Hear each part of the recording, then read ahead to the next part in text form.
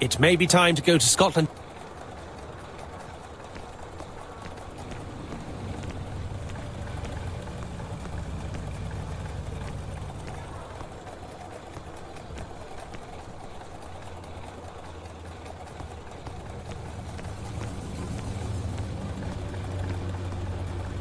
To Scotland Yard, please.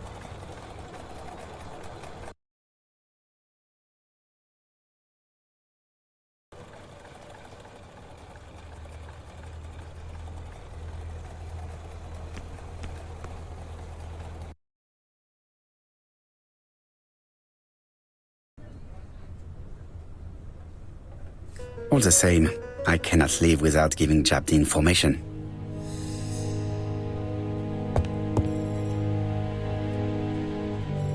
Jap has invested a great deal in his career.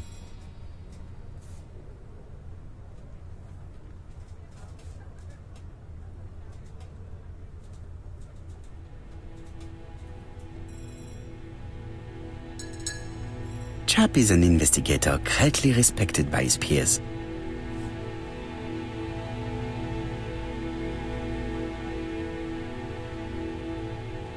Like all hunters, Hastings has always been fascinated by weapons.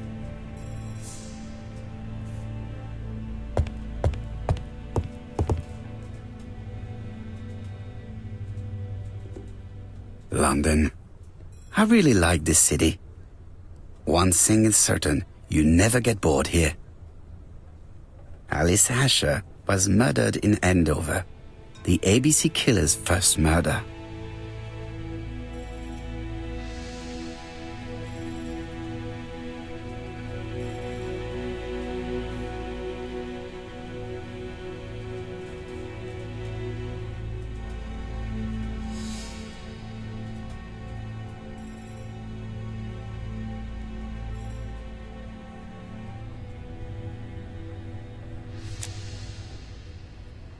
Jap appears to be snowed under.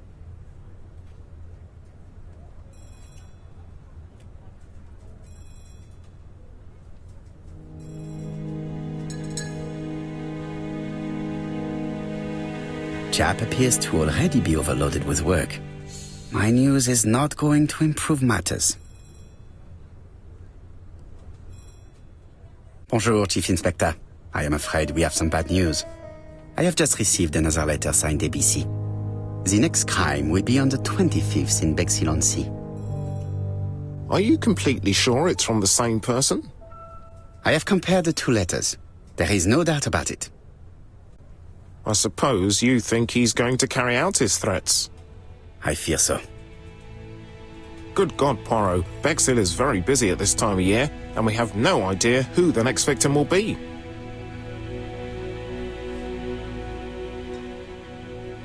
I suspect that the name of the second victim will start with B. What on earth makes you think such a thing? I thought about it when I saw the name Asher clearly written over the shop door of the unfortunate woman who was murdered in Andover last month. When I received a letter mentioning Bexhill, I deduced that the victim, like the town, might have been chosen by alphabetical order. So it's an alphabet fiend. I'm going to have a list drawn up of all the people whose name starts with B. I hope there aren't too many of them. Bien. We should leave you to work, Chief Inspector. You have a few days to prepare yourself. Thank you for coming, my friends.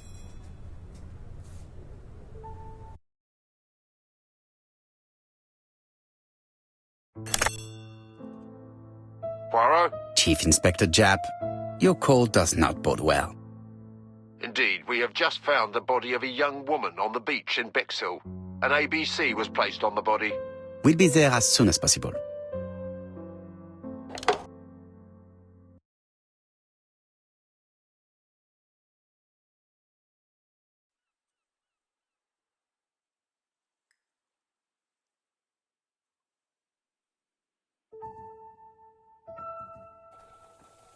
Bexhill is a delightful town.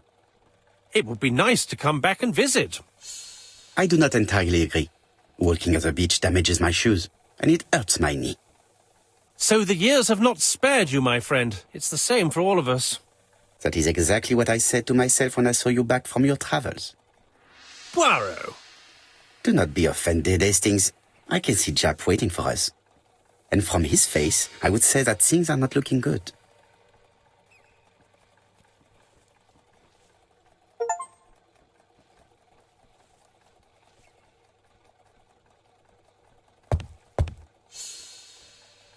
Bexhill seems to be a pleasant little town.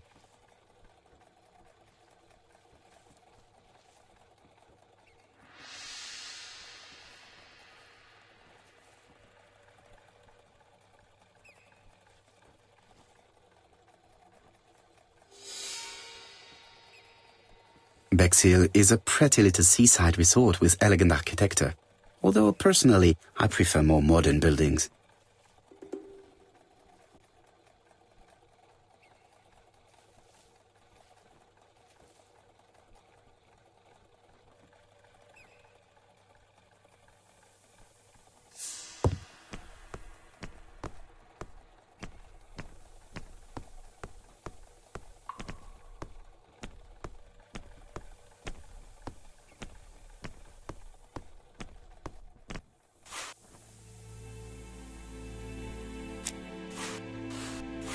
Hastings appears to be ill at ease. He appeared to be relatively indifferent to Mrs. Asher's murder, but a young woman's murder seems to be troubling him greatly. How do you do, gentlemen? Chief Inspector? I fear your admirer has struck again, Poirot. We haven't yet identified the victim, but it's a young woman, 20 to 25 years old.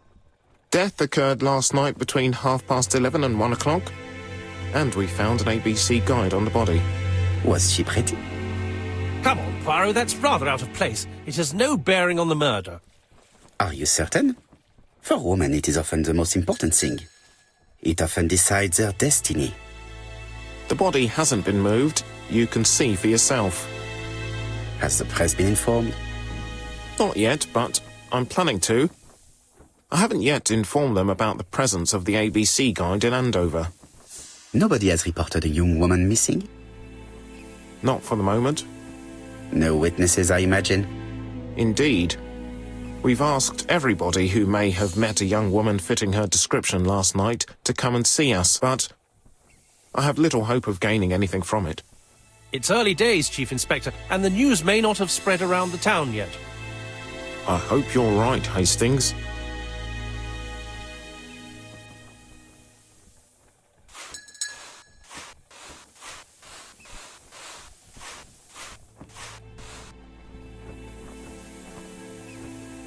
These marks have been left by a rope or a braided cloth.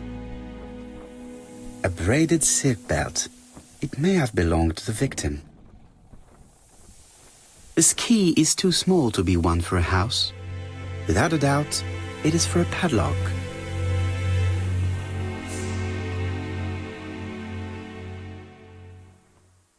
The guide is open at the page for the Bexhill train times. The young woman wasn't wearing shoes or a coat, and was not carrying a bag. That's strange. Either the murderer stole her belongings, or she put them somewhere safe. Maybe so that she could bath.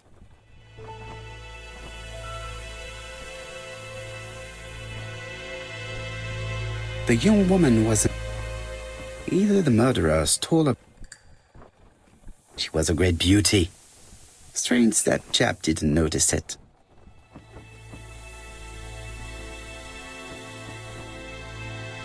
Apart from the marks on her neck, there are no signs of the struggle. She didn't manage to hit her assailant.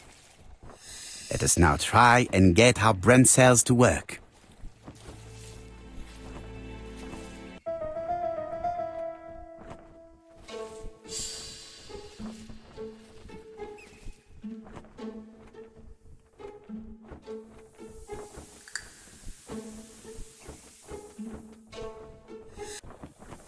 The poor child must have been strangled with his braided belt. Unfortunately, in view of the fabric, It is unlikely that we will find any prints.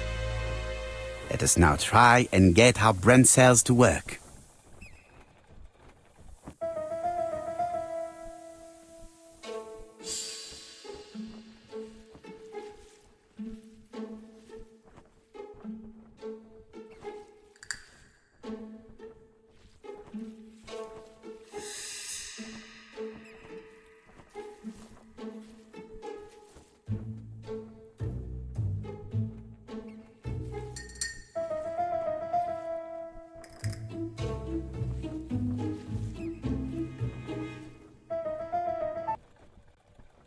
The medical officer should confirm that the victim was strangled with her own belt.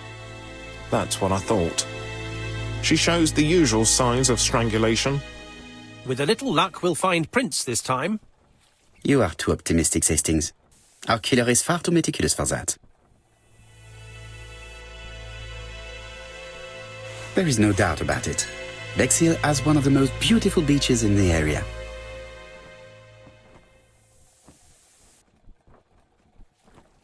There is no doubt.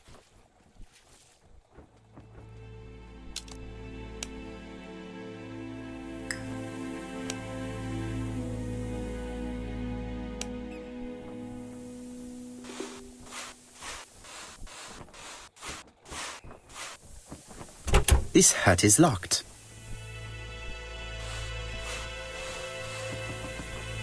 This hut is locked.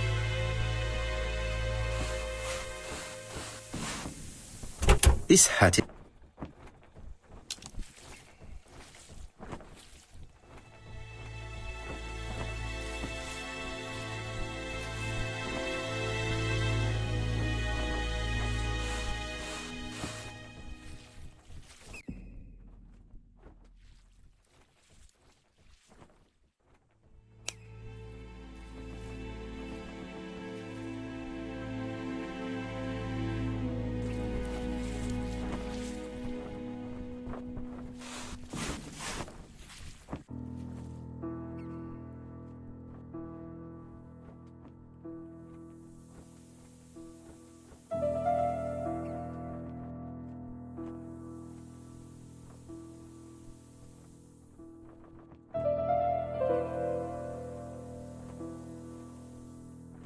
a dual locking padlock. I need to find the code and then insert a key.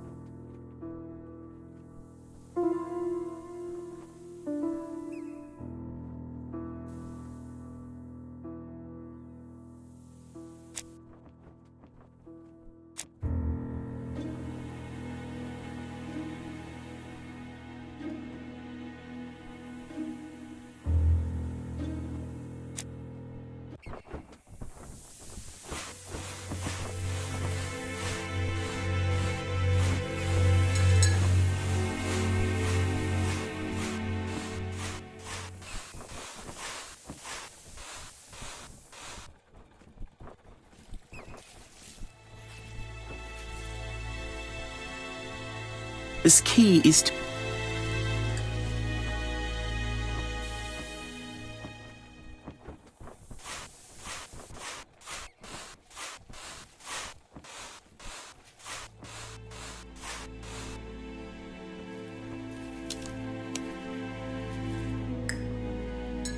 There is no doubt about it.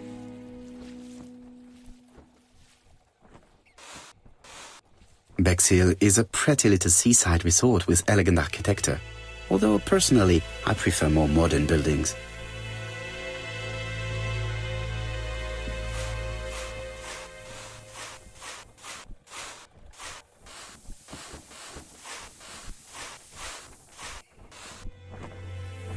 This hut is locked.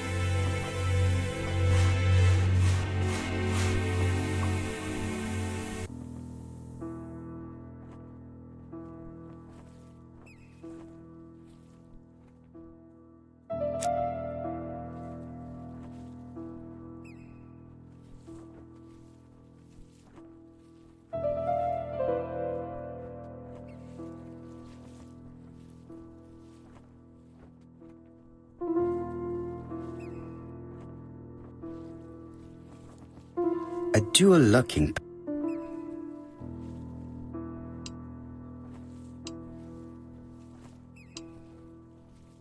Firstly, I have to enter the padlock's code.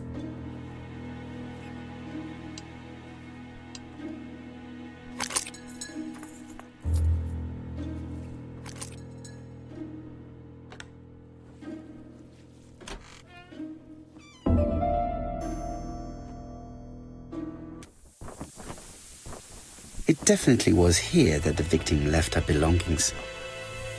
The purse is full. Yet again, we can dismiss theft as the motive for the murder.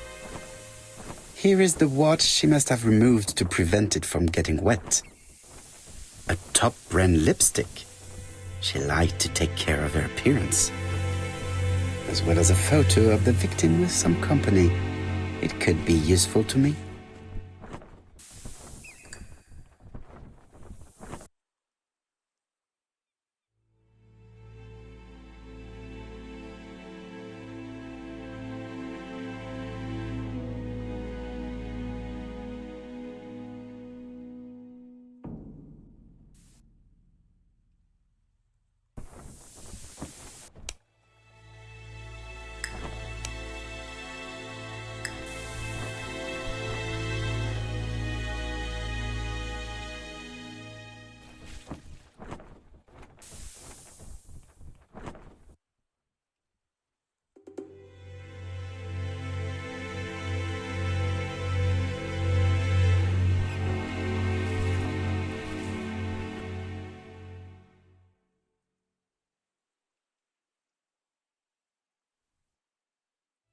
Betty's first day at work.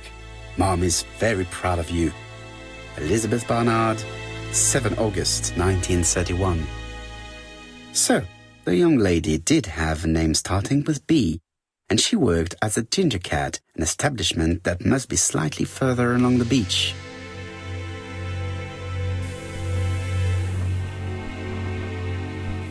Jap has gone to the police.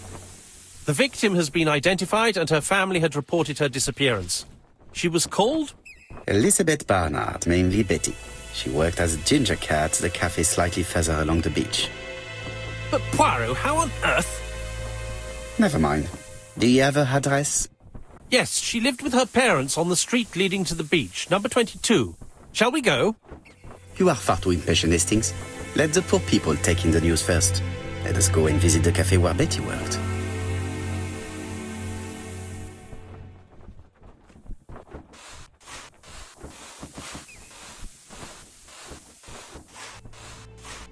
There is no doubt about it.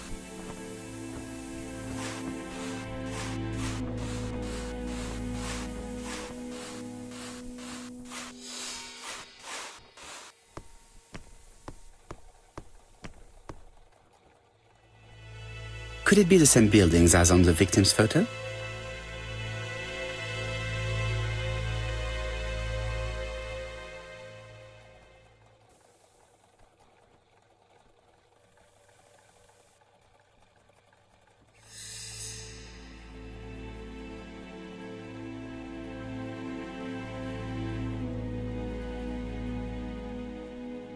This is definitely where the photo I found in the hut was taken.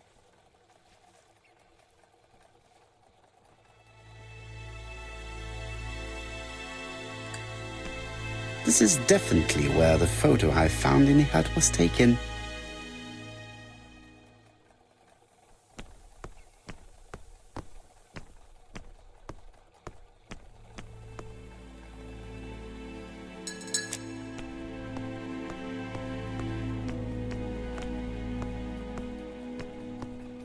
Hastings appears to be guilty. I fear that this case is far from being solved. Come on, Poirot. You'll find the killer. Certes. But how many times will he kill before I do?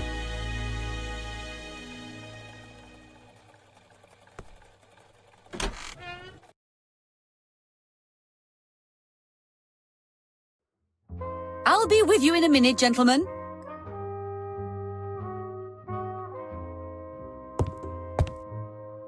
This is a well-laid table. Nothing is out of place and, above all, no creases.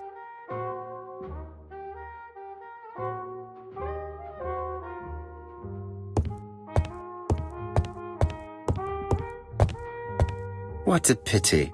I don't have any change to make it work.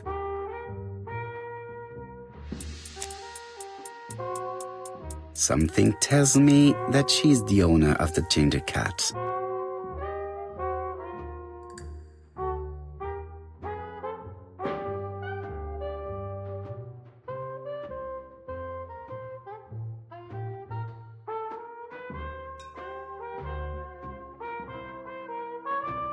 This woman must be the owner of the ginger cat.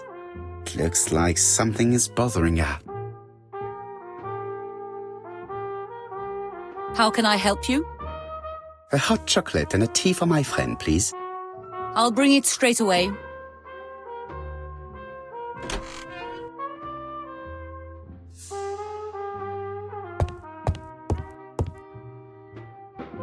I need to know the time range during... These are the different waiting staff's bills. Which ones were written?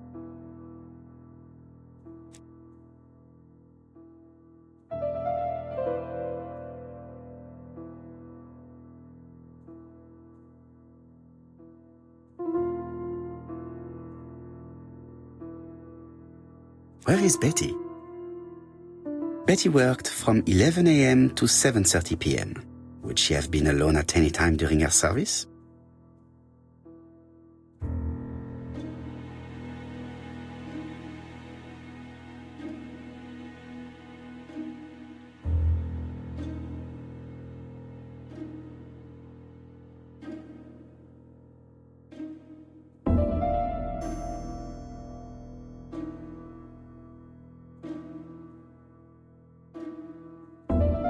Interesting.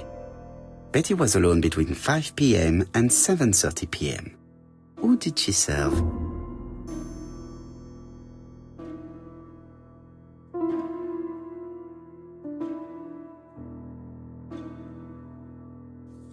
Most probably a family. This bill may have been written by Betty. There is probably...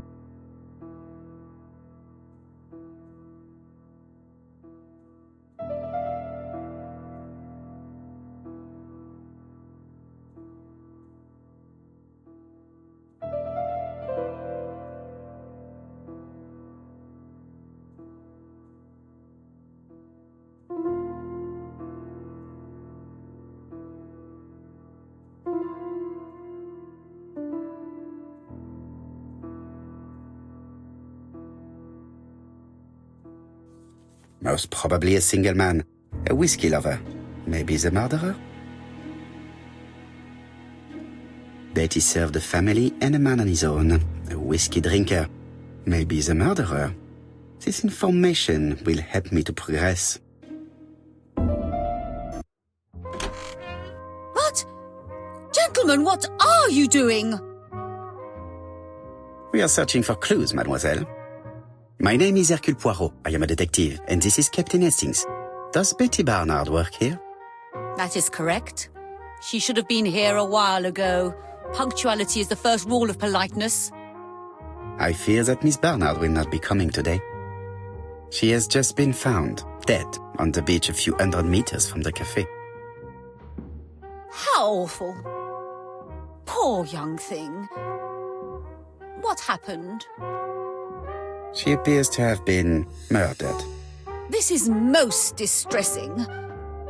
How this will affect my business, I shudder to think.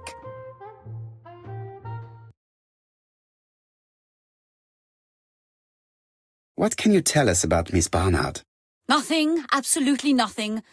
Miss Barnard was my employee. Her private life was none of my business. You did know at least that she had a young man. Indeed.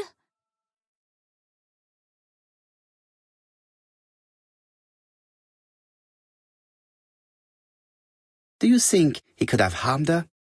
I repeat, I wasn't on close terms with Betty, and even less so with her fiancé. How do you expect me to answer such a question?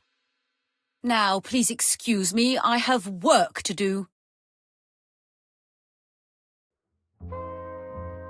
The customer who ordered the whiskey might provide us more information. He may have been the last one to see Betty alive. It is an interesting idea, Hastings. Maybe he is a regular guest. What do you think, mademoiselle? I don't think so. Our regular guests tend to order tea and cakes. At this time of the year, there are a lot of tourists about you never see again. That's what I thought. Time to visit Betty's home.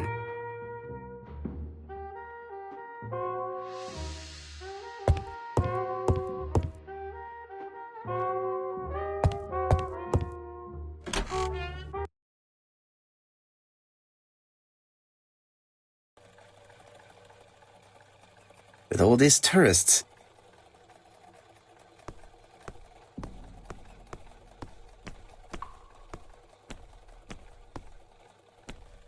this is definitely where the photo I found in the hut was taken. This is definitely where the photo I found in the hut was taken. This is definitely where the photo I found in the hut was taken.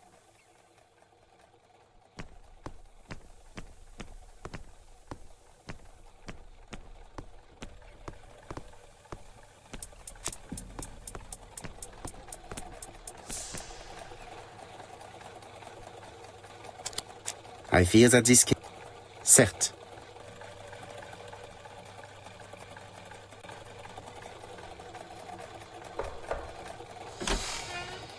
How do you do, mademoiselle? My name is Hercule Poirot. I know you. You're that detective we hear all about. I do not know if that is a compliment, but I will take it as one for now. You are Betty's sister, I believe? Yes. My name is Megan. Can we come in? Please do.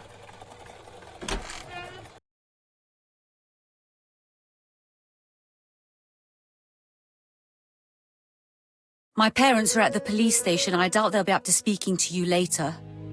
Do not worry, we will not bother them. Did you know your sister's plans for yesterday evening? No. I arrived by train this morning. My parents called me in a panic when they discovered that Betty had disappeared. She went out last night, but she didn't tell them where she was going. What was your last conversation about? Her new dress. She wanted a pair of black stockings to go with it. Mother brought her a pair the very day it happened. She was crying. And to think that Betty never even wore them. Poor Mummy.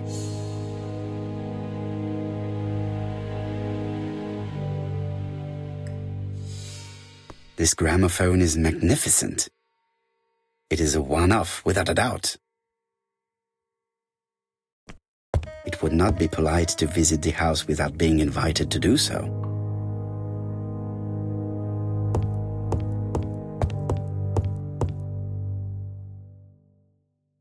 The Barnard appeared to make music a priority in their budget.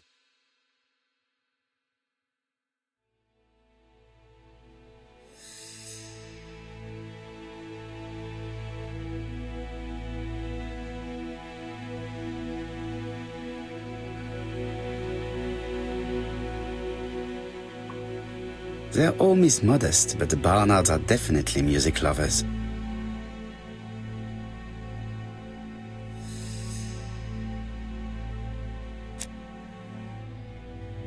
What is she feeling at the moment?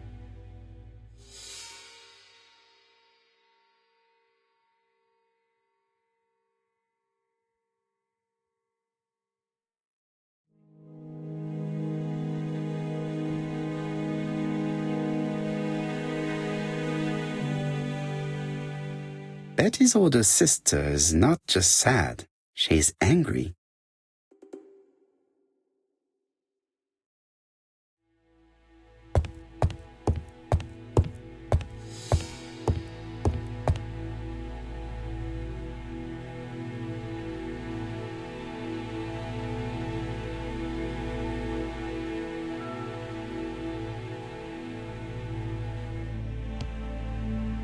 Hastings always pays more attention when young women are being questioned.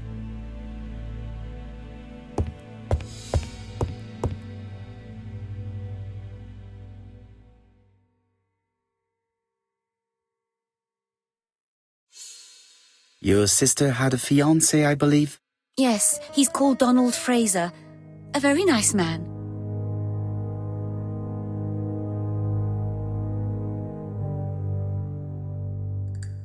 A hot-headed man by all accounts. You are quite wrong, Detective. Don is serious and reliable and has a good position at Court and Brunskill estate agents. He would have made Betty a very good husband.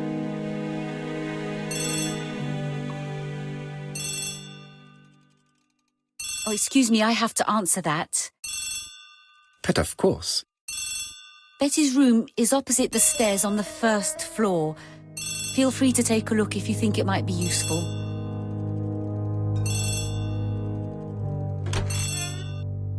This young woman is far too clever not to have anything else for us. Do you think she's hiding something? That is what I'm trying to find out. Surely you don't think she did it? I did not say anything of the sort, but young women always ruin your judgment, Hastings. Who knows, maybe Megan was jealous of her attractive young sister. I see. She may have had her sights on the inheritance. Or maybe she was in love with Donald Fraser. We have to study all scenarios, even the most unlikely. But I doubt that Mr. and Mrs. Barnard are rich enough to justify murder. While I try and get Miss Barnard to talk, I would like you to try and find Donald Fraser. It should be easy to find the estate agents where he works. Bring him to the Ginger Cat. I would like to talk with him before the Chief Inspector finds him.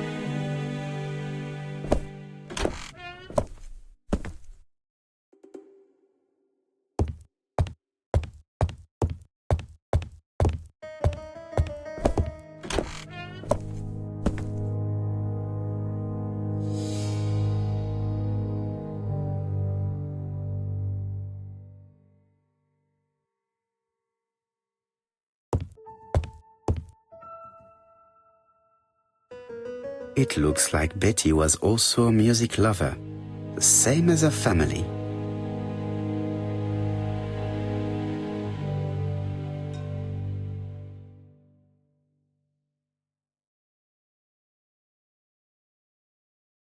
Without a doubt, Betty used to sing.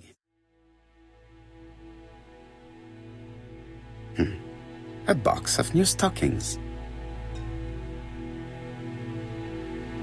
It looks like Betty has a very busy life.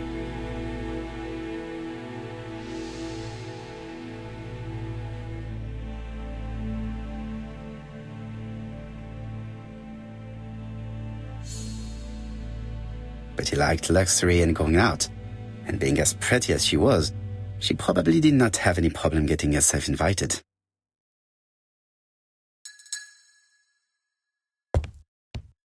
Looking at all the clothes she took out, Betty must have had a problem deciding what to wear. Maybe she had a date?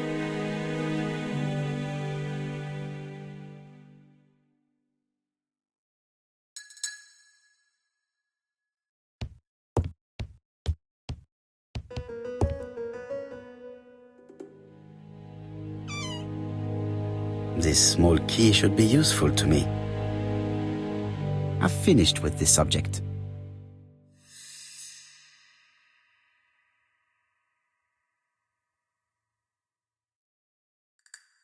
I've finished with this. Medicine to prevent voice loss. Did Betty have problems with her voice?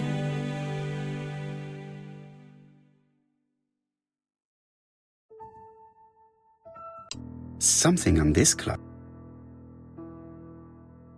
Strange. A sheet.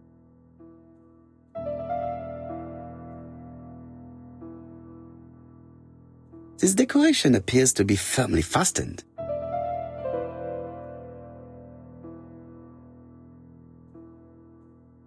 This wooden panel is...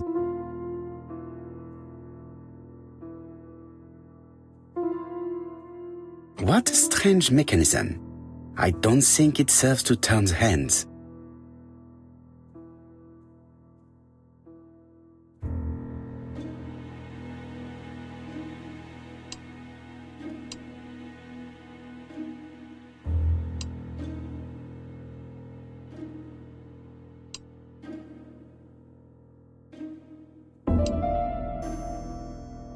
The cogs are blocked by these wooden panels.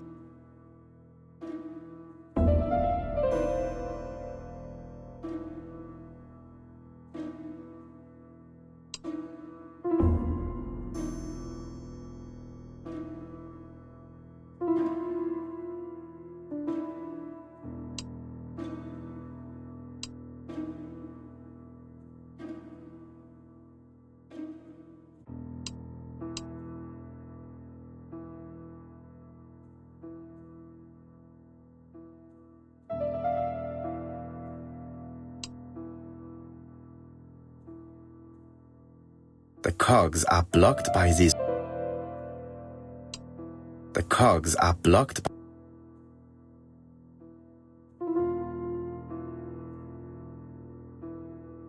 This metal disc is stuck. This metal disc is stuck.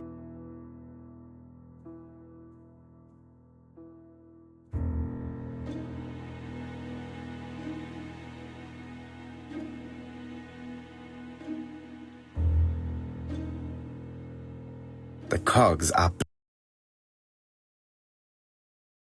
blocked by these wooden panels.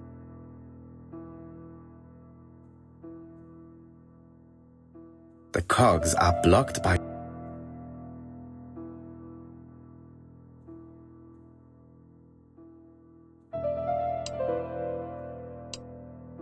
The cogs are blocked by these.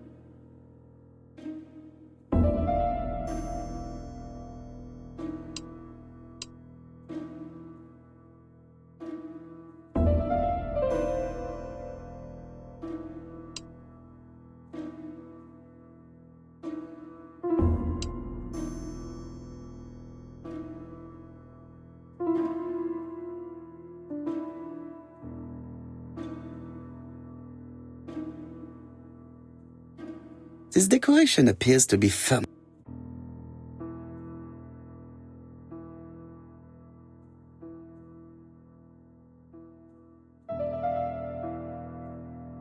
This wooden panel is blocked.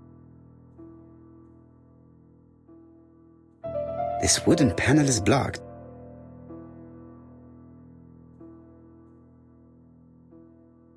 This wooden panel is blocked. I can't open it. Could the screw be slightly loose?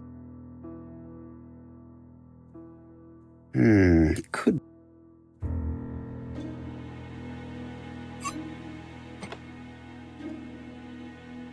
This wooden panel is blocked.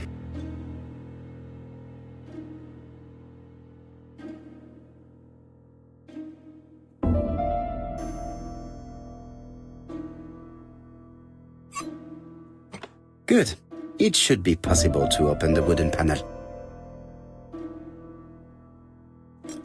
Look, a key. This could be useful.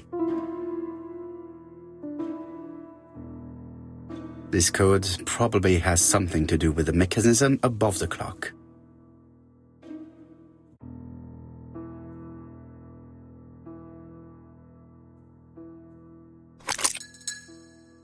The central cog is blocked. This wooden panel is blocked.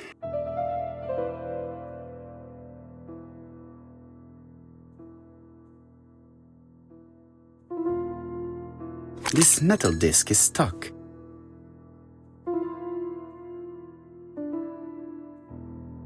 There, that's better.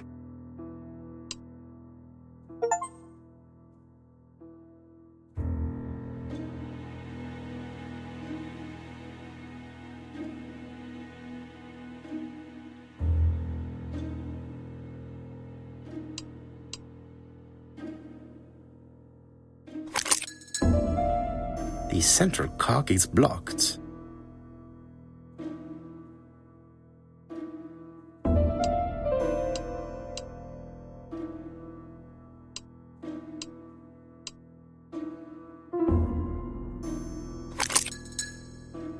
The central cog is blocked.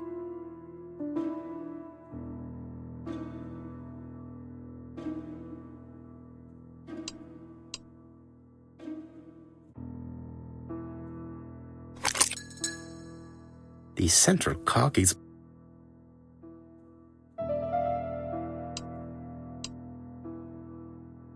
The cogs are blocked by these wooden panels.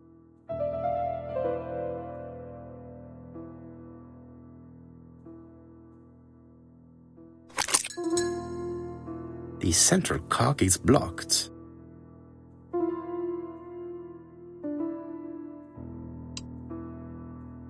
The cogs are blocked by these wooden panels.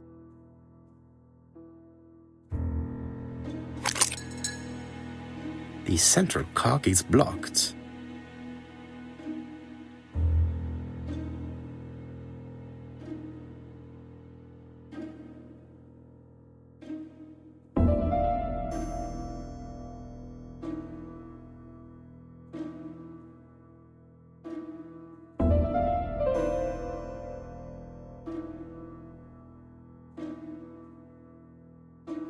This code probably has something to do with the mechanism above the clock.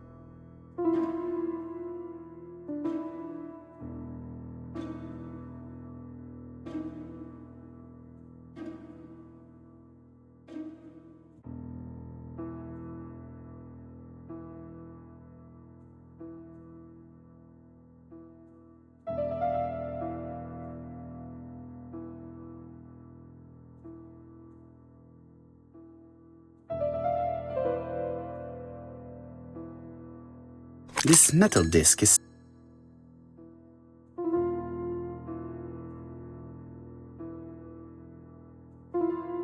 This wooden panel is blocked. This decoration appears to be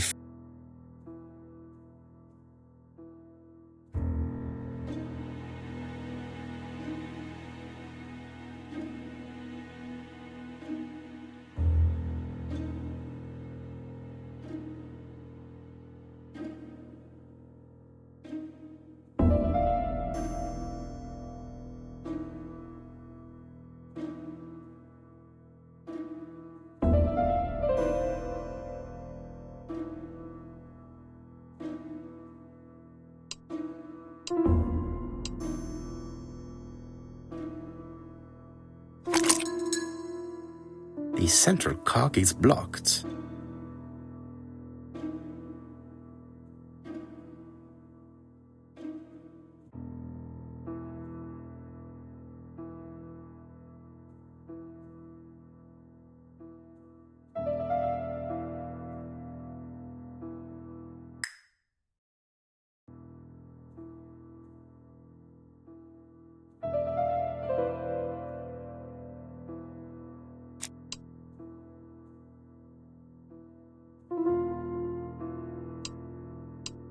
The cogs are blocked.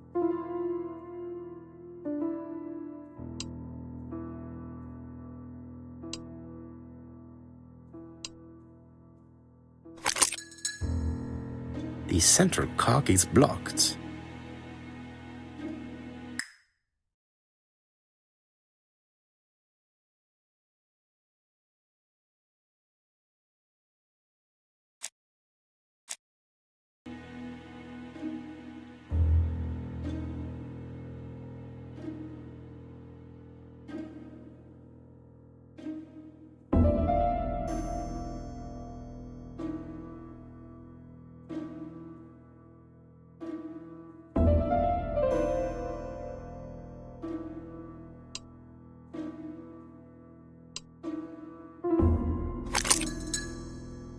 The central cog is blocked. The cogs are blocked by these wooden panels.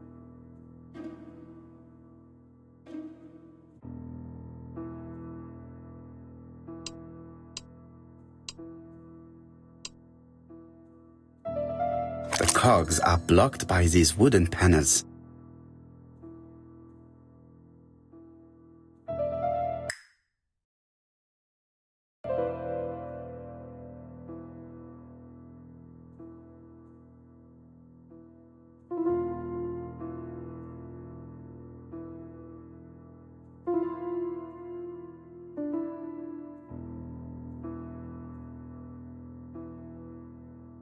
Strange.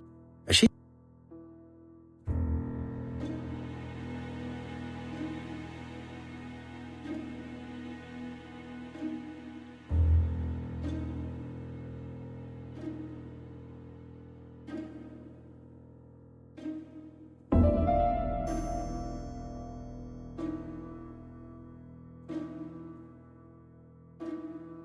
The cogs are blocked.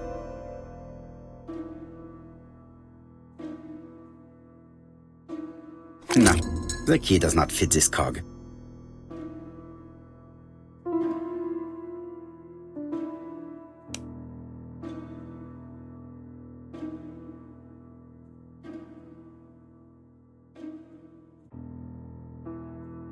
No, the key does not fit. The cogs are blocked by...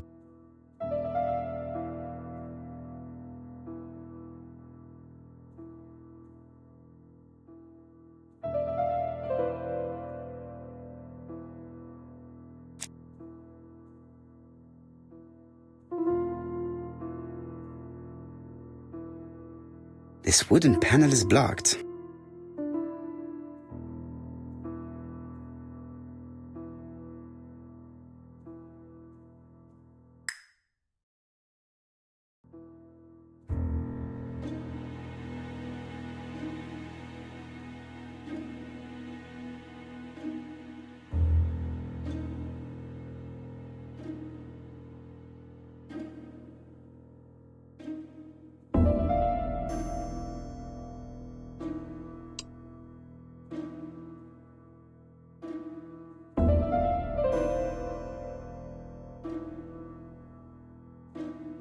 The cogs are blocked by this wood.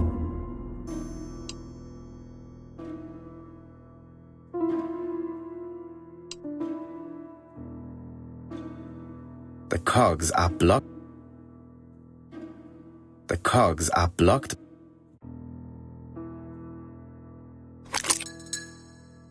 The central cog is blocked.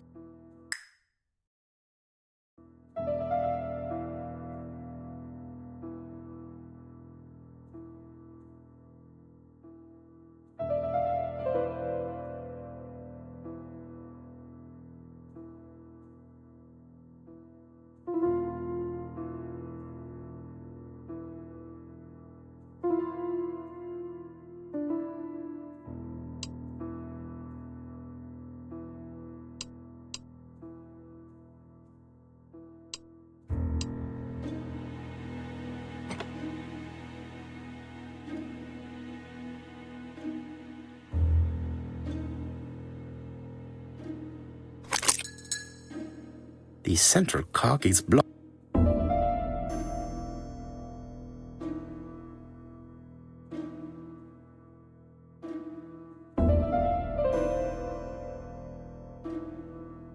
No, the key does not.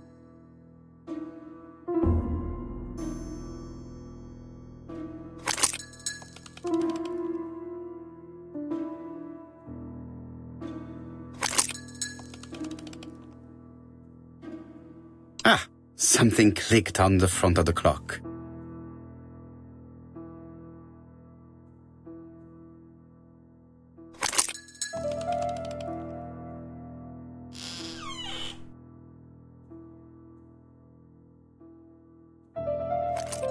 This could be useful. Betty, I enjoyed a wonderful evening in your company, and I hope that we will see each other again very soon. D. My dearest Betty, I know that your art is already spoken for, but you are the most beautiful dancer I have ever had the pleasure of meeting, and I am impatient to see you again. Adrian.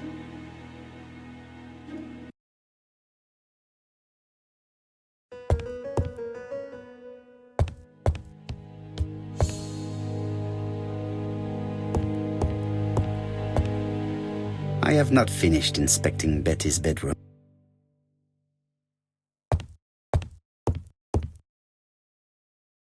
A record sleeve with a handwritten title. Betty must have recorded the demo. I'd be interested to hear it. A record sleeve. Without a doubt, Betty used to sing.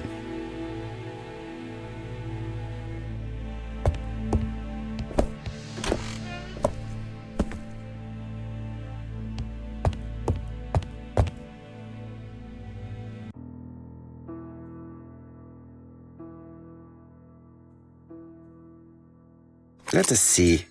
What is...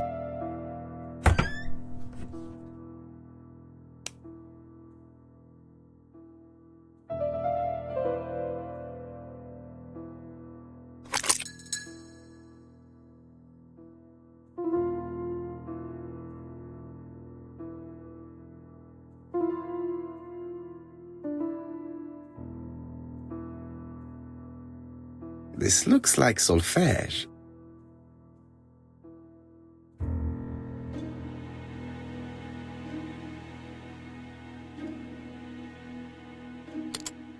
That doesn't work. I must have forgotten a step.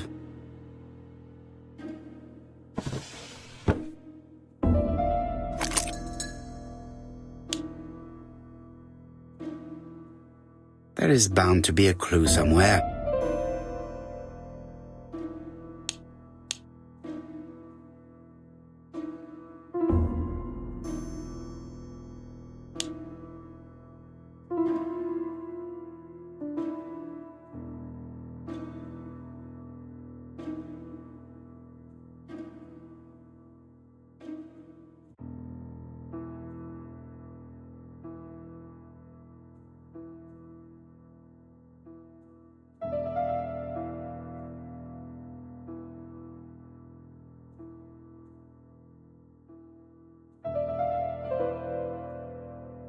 There is bound to be a clue.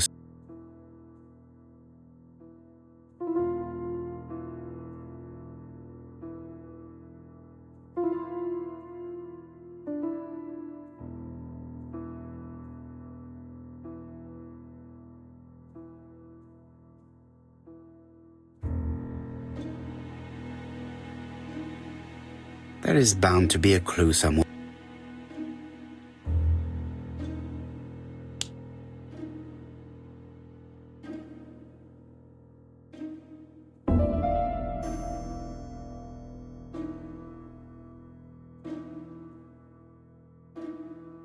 I cannot open it.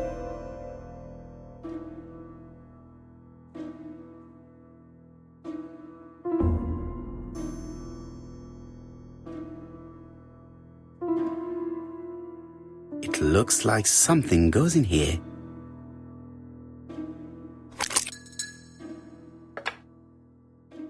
That doesn't work. I must have forgotten.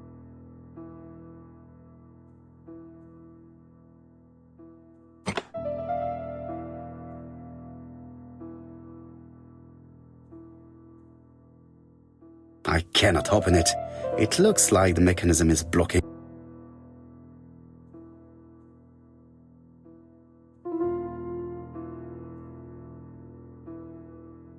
This looks like solfège.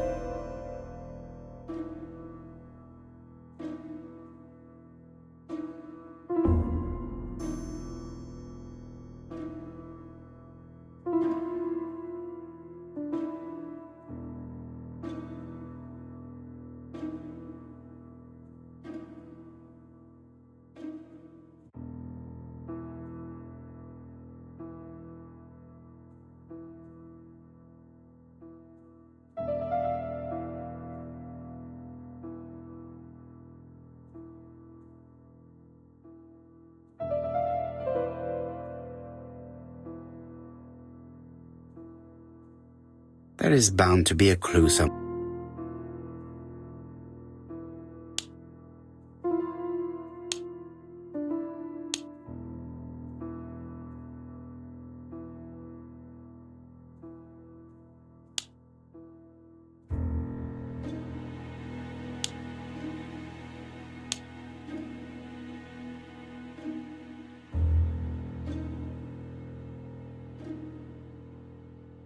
That doesn't work. I must... That doesn't work. I must...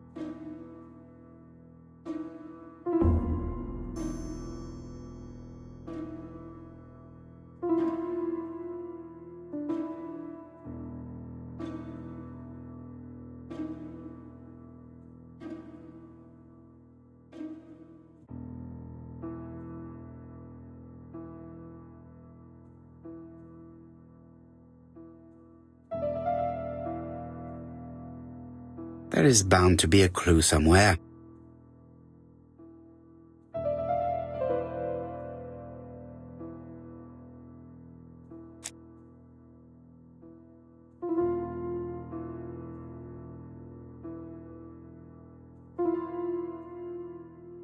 There is bound to be a clue somewhere.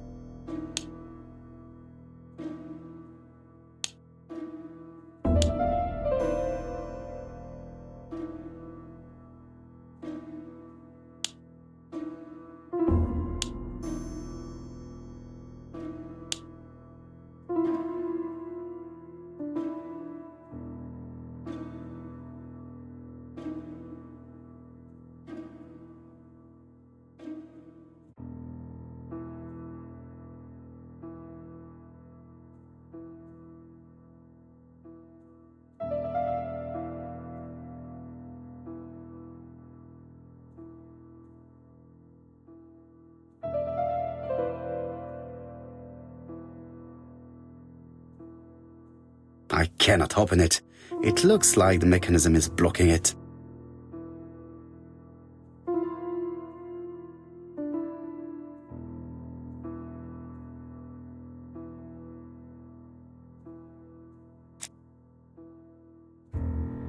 There is bound to be a clue.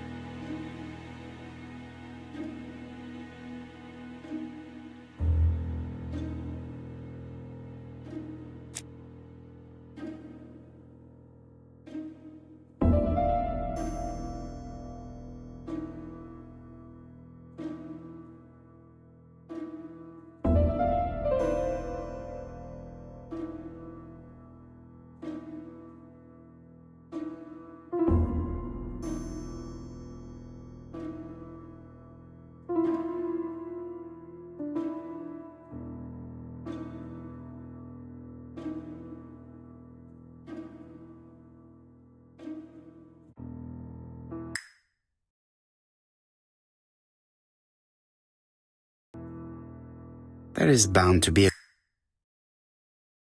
a clue somewhere.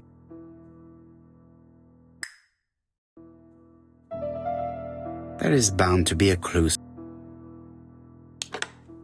I heard the sound of a mechanism being triggered.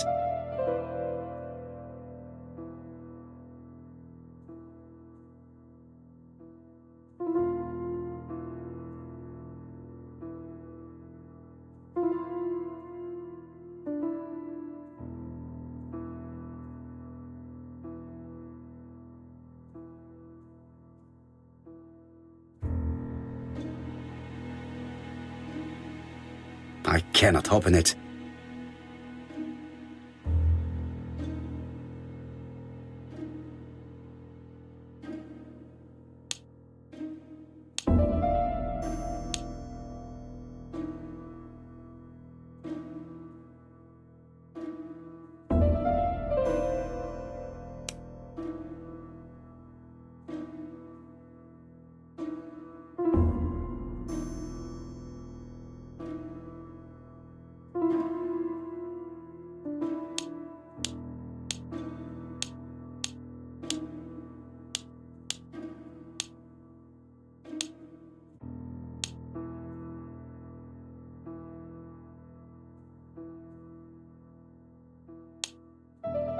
I just have to put the...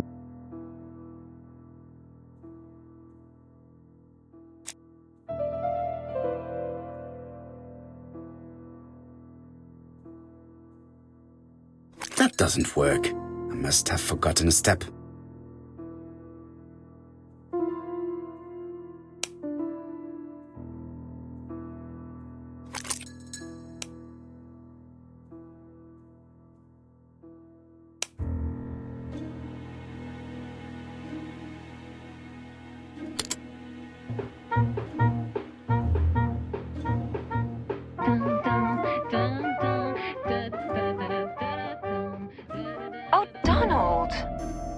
middle of recording. Sorry, Betty, but it's not wise. The doctor said you should rest your voice. You're such a killjoy sometimes.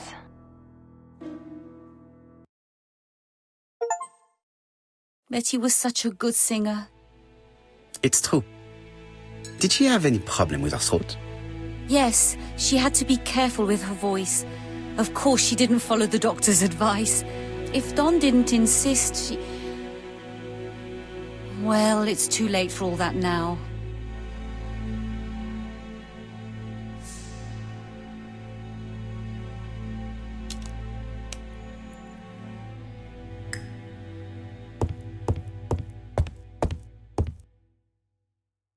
It looks like this woman is single, but she has feelings for someone.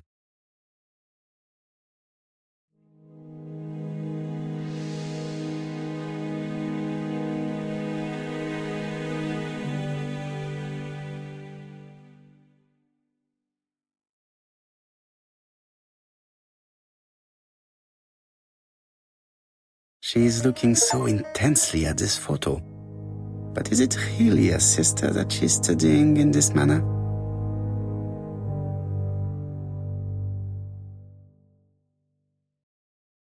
They made the perfect couple, am I correct?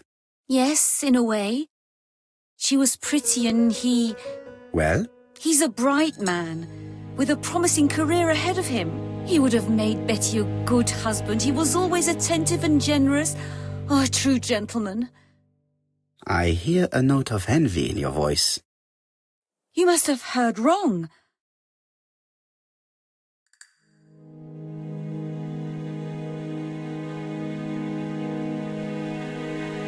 You have not mentioned Donald's jealousy. There's nothing to say.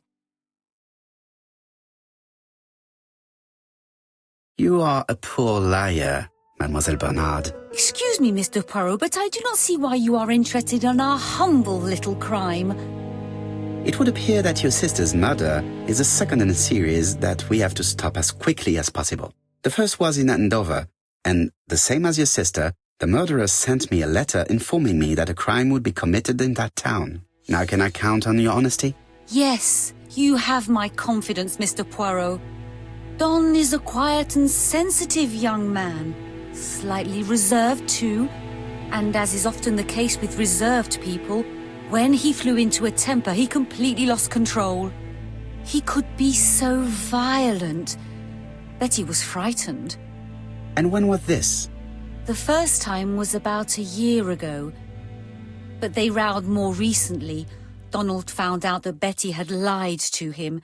She said she was going out with a girlfriend, but she went out for dinner with a married man. It was an awful scene. She told him that until they were married, she was free to go with whoever she pleased. Donald turned quite pale and started shaking and kept saying one day... Well? He'd commit murder.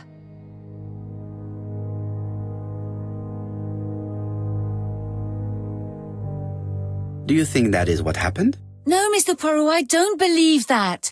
You yourself said he may be a recidivist madman. Don loved Betty with all his heart. I can't imagine for one instant that he would hurt her. Very good, Mademoiselle Bernard. Thank you for your help.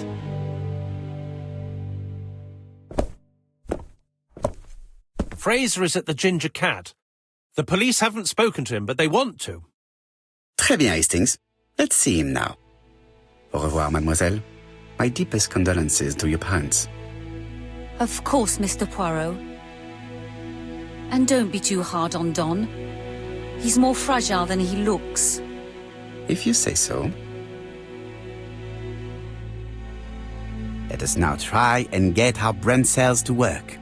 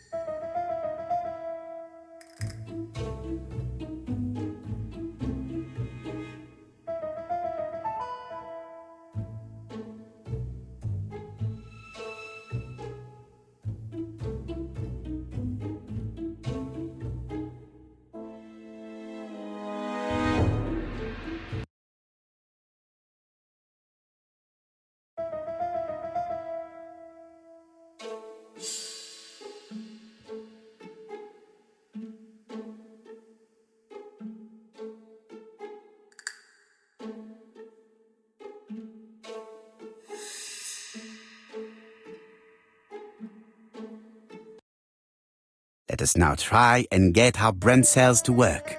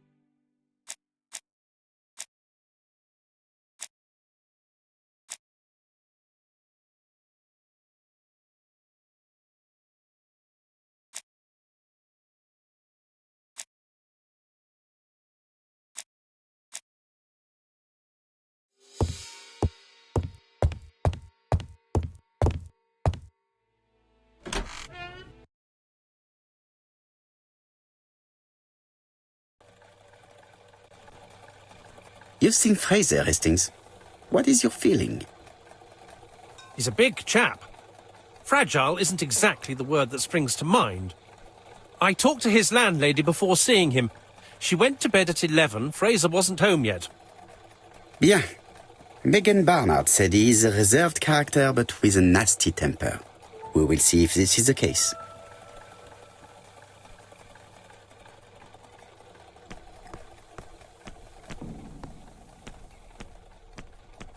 This is definitely where the photo I found in the hut was taken.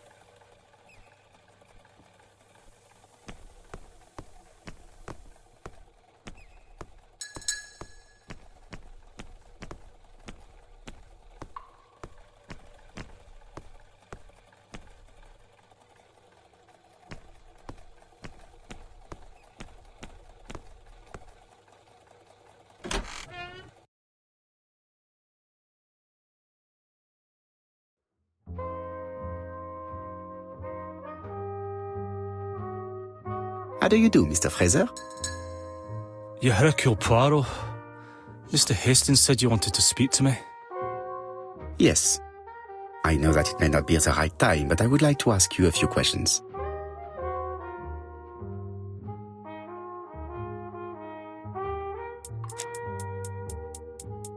This man looks suspicious.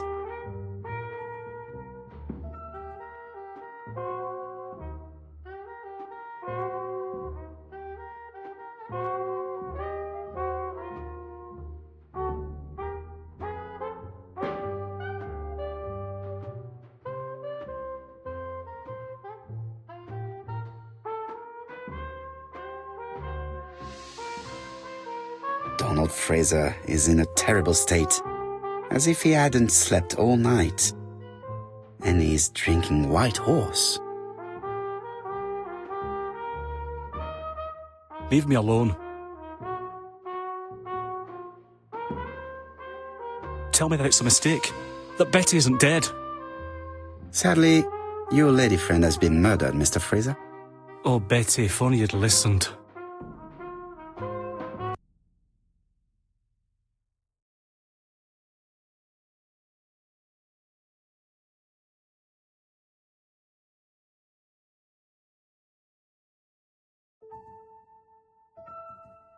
Did you visit Betty yesterday afternoon? No, I haven't seen Betty for 2 days. I was at the office yesterday afternoon. Can you prove that? Of course. But why this question? Betty died yesterday evening, didn't she? Yesterday a guest came to the Ginger Cat alone and ordered a White Horse whiskey, and, by the look of it, you also appear to be fond of this brand. Yes, it's a good whiskey and not cheap. I only drink it on special occasions. Or tragic ones. I understand. Do you know what Betty's plans were yesterday evening? She said she was having dinner with her sister.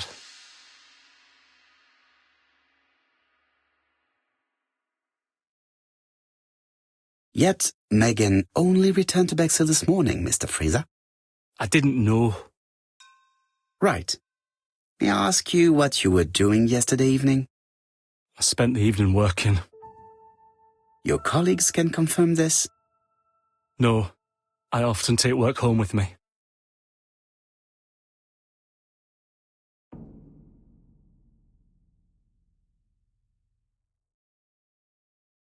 Therefore, you have no alibi, Mr. Fraser.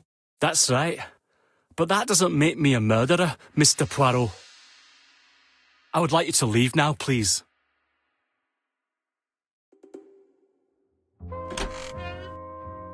Ah, I knew I'd find you here, Poirot. I thought the victim's young man was here. Yes, is all yours, Chief Inspector. Let us now try and get our brain cells to work.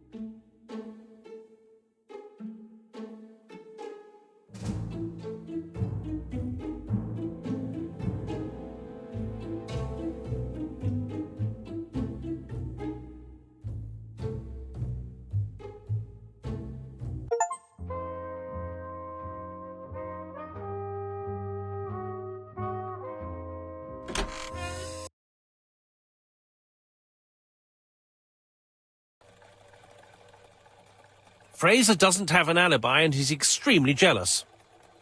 You are very skilled at summing up. And yet you haven't asked Japp to arrest him. It is too soon. But I agree, without the letters announcing the crimes, Fraser would already be behind bars. Bon, I think we have enough elements. Let's reconstruct the events at the scene of the crime. I can't imagine how the murderer wasn't seen, though. Surely she must have struggled. Let us try and imagine the scene.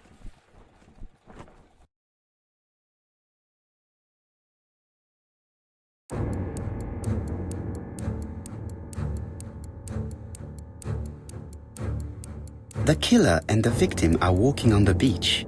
Miss Betty has a bag, a belt around her waist, and carries her shoes in her hand.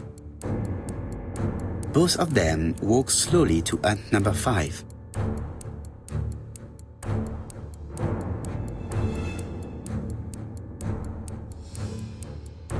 Both of them walk slowly to hut number 6. Miss Betty enters the hut. She leaves without her belongings. Then she hides a code.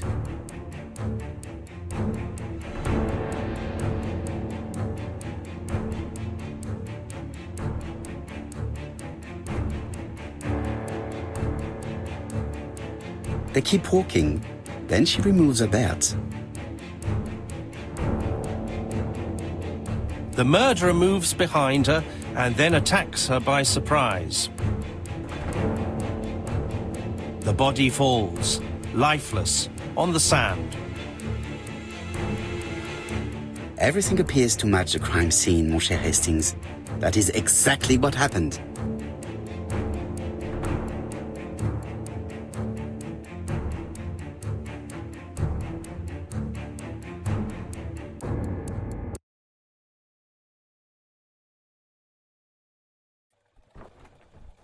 Without the ABC, we might have suspected Mr. Asher and Mr. Fraser.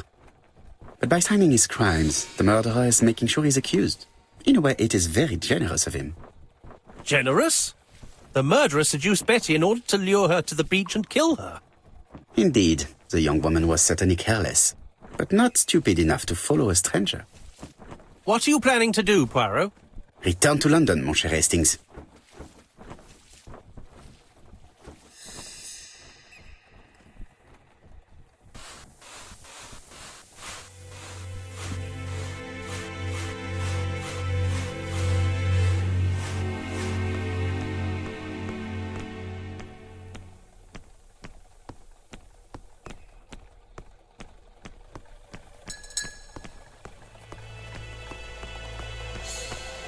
Right, back to London.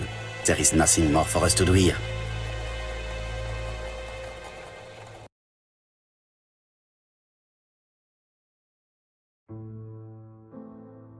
Japp has decided to reveal details to the press. The alphabet murder is now famous. It is not a bad idea. The more people who know, the greater our chances of finding out something of interest. Poirot, I have a bad feeling.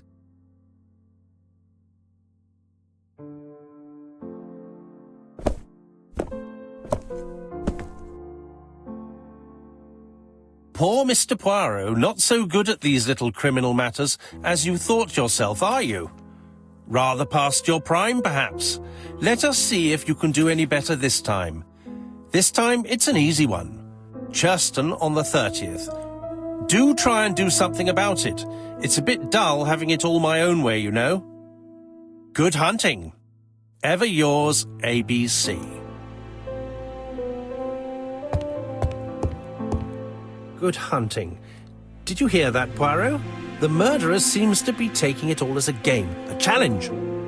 He will strike on 30th in Churston. We must warn Scotland Yard.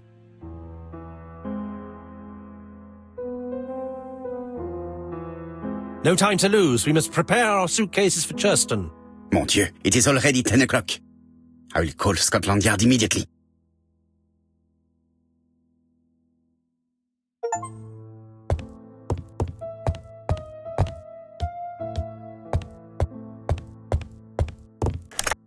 Hello, Japp. We received a new letter from ABC in the 10 o'clock post. Where and when? In Churston. Today. Today? I'll inform the population immediately. I'll check the train times. Call me back.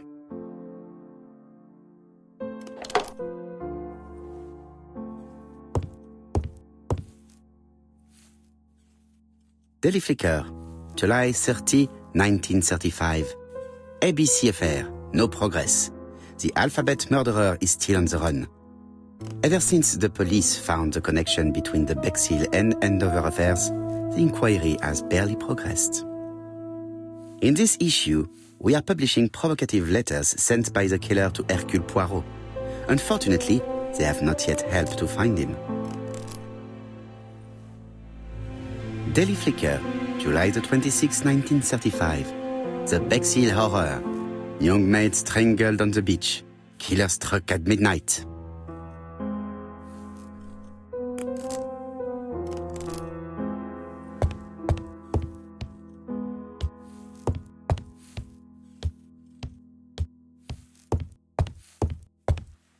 Hastings, what you are doing is an absolute disaster. That is no way to pack suitcases. Heavens, we must hurry. We have to get to Churston before the murder.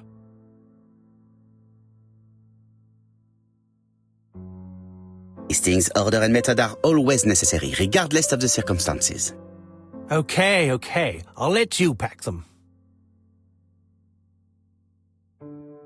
All the same, it really is a disgrace to leave your belongings in such a mess.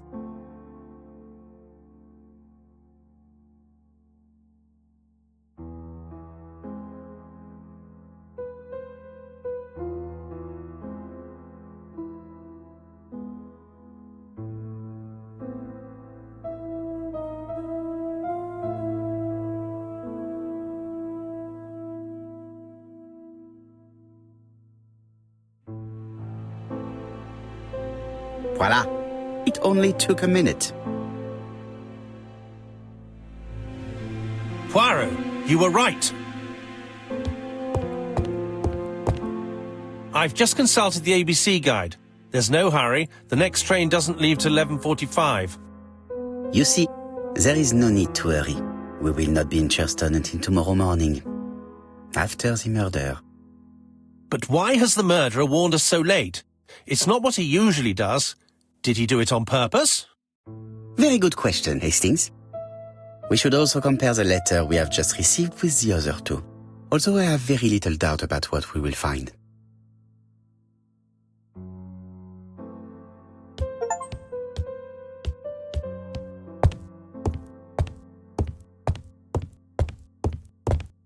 It is not a good time.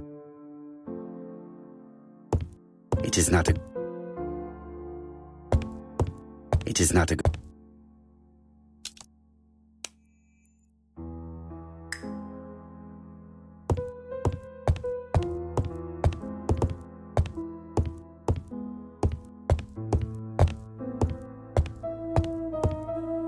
Really? I hadn't noticed. In his haste, Hastings tore the envelope.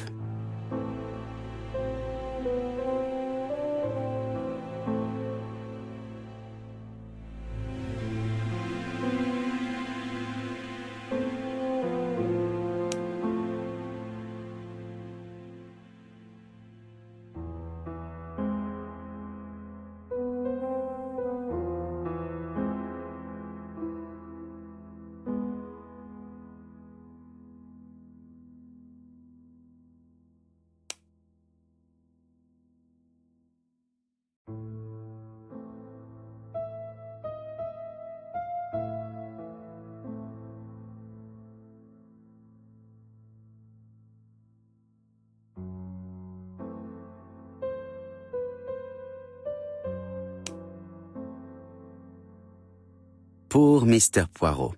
Not so good at these little criminal matters as you thought yourself, are you? Rather past your prime, perhaps? Let us see if you can do any better this time.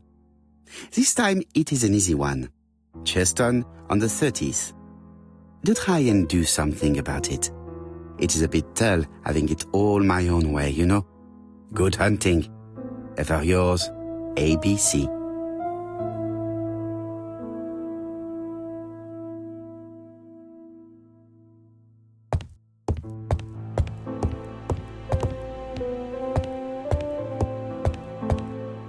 Right, let us compare this new letter with the second one.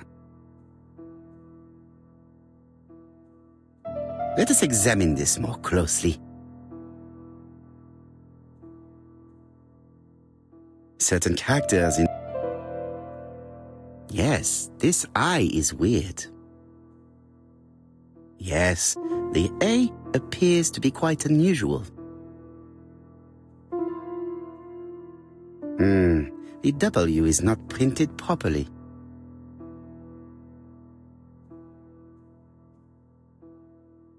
Of course, the W characters in the two letters do indeed have the same defects.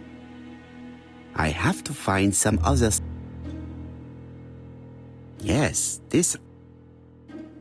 Yes, the I characters in the two letters do indeed have the same defects. I have to find some other similar defects to confirm my theory. Yes, the A appears to be quite unusual. That's right. The A characters in the two letters do indeed have the same defects. My theory was right. These two letters were written with the same typewriter. Let us now try and get our brain cells to work.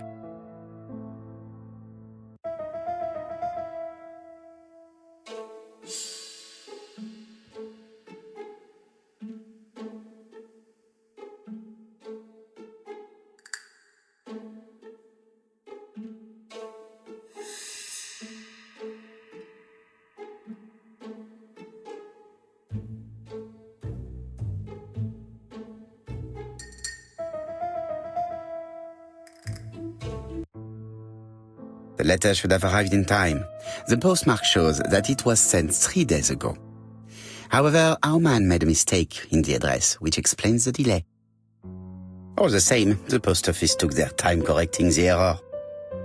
Come on, Poirot. Your address is not quite as well known as that of Scotland Yard.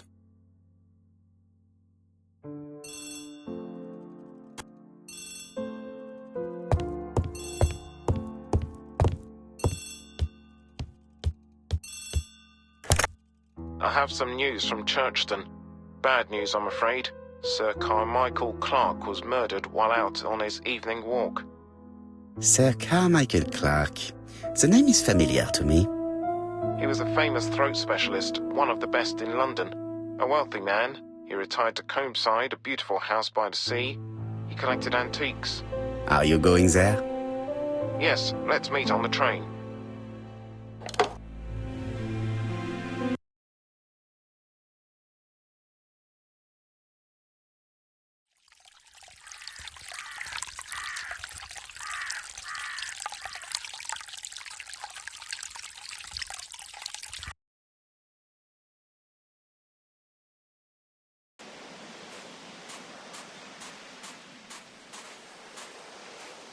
The victim is called Sir Carmichael Clark, one of the best throat specialists in London.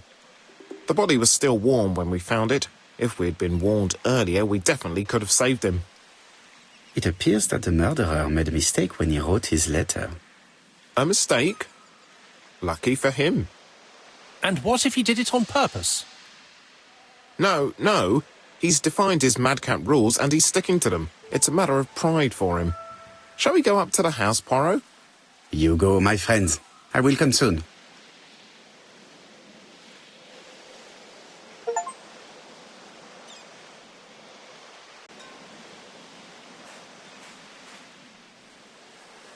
Jap has emptied the victim's pockets and has laid out their contents on this piece of wax cloth.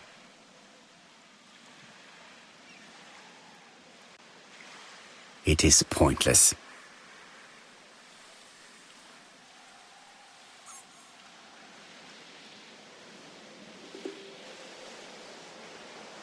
It is pointless.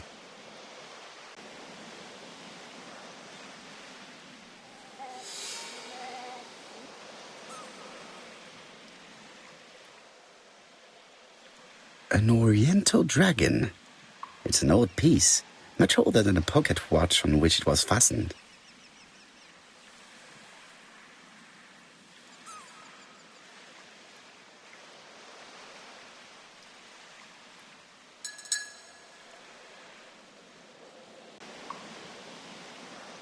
Nothing appears to be missing.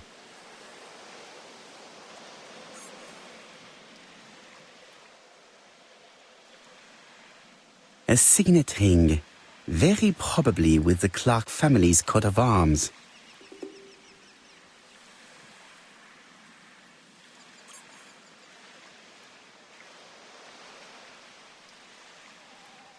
Sir Carmichael's throat was cut. It's a clean incision, a professional murder.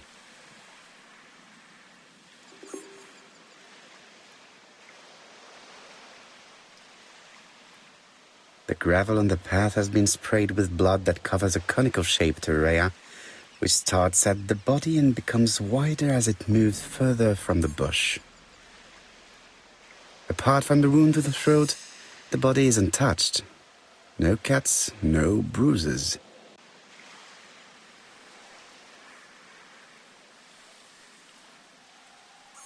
An ABC guide, the murderer's customary signature, covered in blood this time.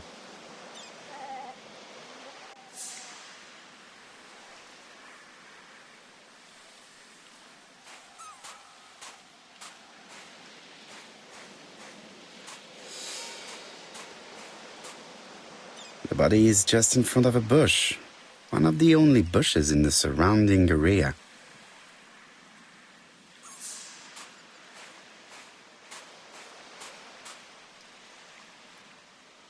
This place is very calming.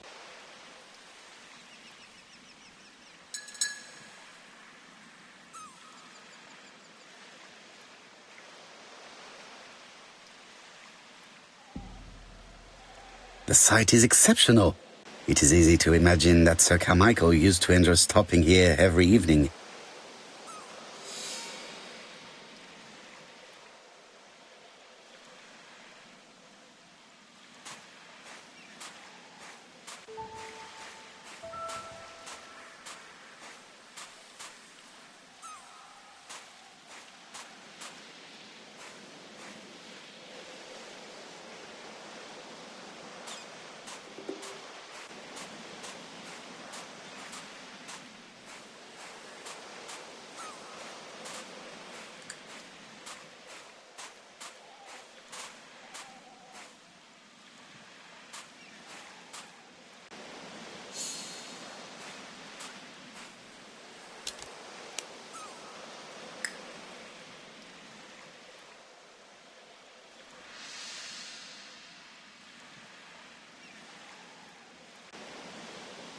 Apart from the wound to the throat,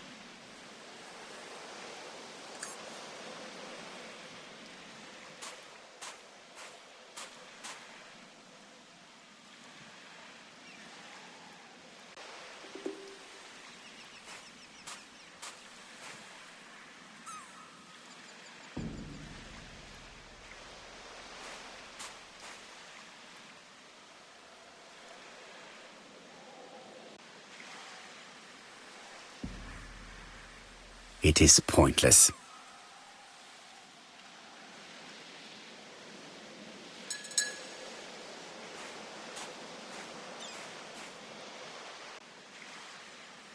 The sight is exceptional.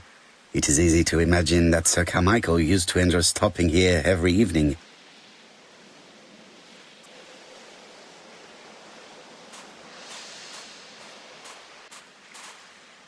The body is just in front of a bush, one of the only bushes in the surrounding area. The vegetation behind the bush has been trampled. Let us now try and get our brain cells to work.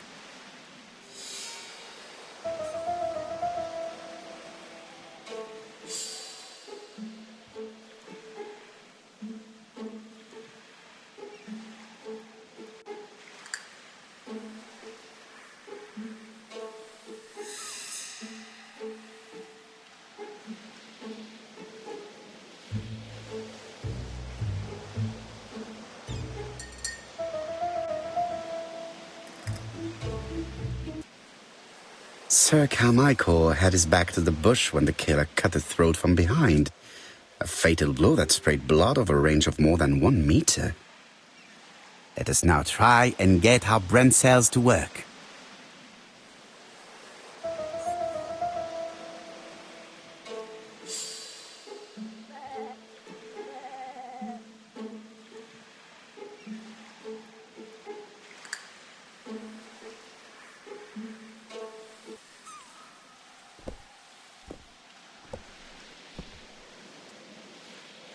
Have you finished, Poirot? Chief Inspector, many questions remain unanswered, but I am certain of one thing. The killer has prepared his crime very carefully. Quite right. He must have known Sir Carmichael's movements well to plan such an attack.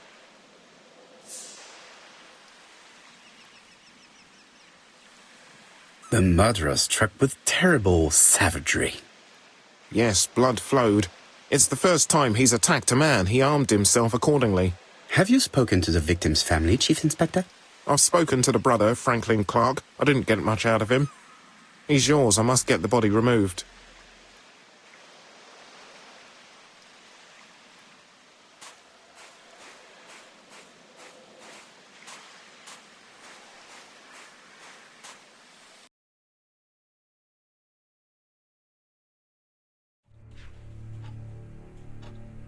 To be honest, this inspector seems rather obtuse. I'm counting on your friend Poirot to catch my brother's murderer. Ah, here he is now. Please, Mr. Poirot. Mr. Poirot, this is my brother's secretary, Miss Thora Gray. Pleased to meet you, Mr. Poirot. Would you like some tea? No, thank you, mademoiselle. I find it hard to digest.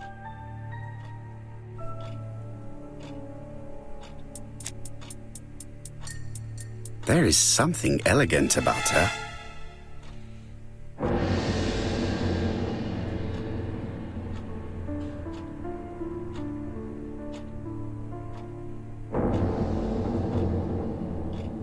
She has good taste, except perhaps in her choice of jewelry.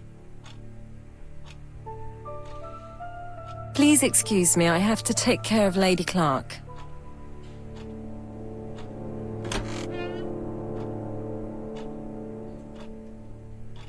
Hastings does not like very hot tea.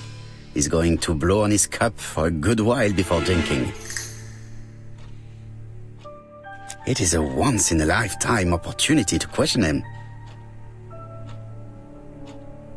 My brother's wife is gravely ill. You will probably want to question her, but I fear that it won't be possible today.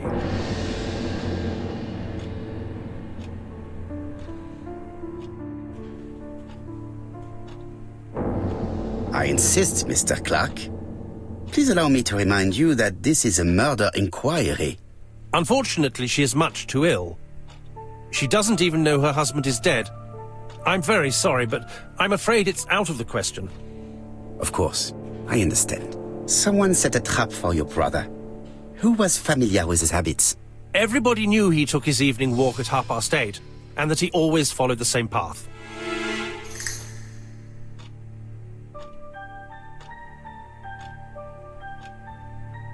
Was it your favorite novel?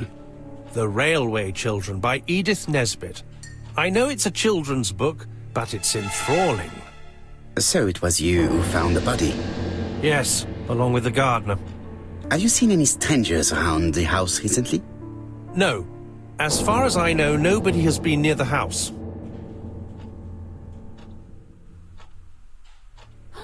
Miss Clark. Oh, Lady Clark must have fallen from her chair. I have to help Miss Grey get her up. Hastings, while our host is gone, let's examine the drawing room. But, Poirot, a gentleman shouldn't... I take full responsibility. All you have to do is to leave the drawing room door ajar and let me know if anyone is coming.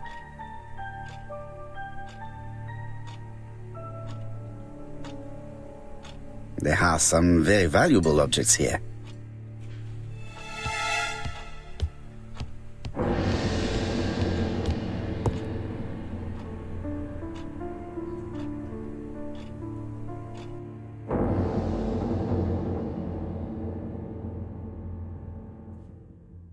Comside's private collection, purchases since 1920. The catalogue for Sir Carmichael Clark's collection.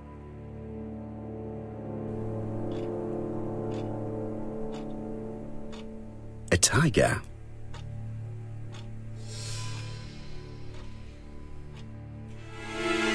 A crane?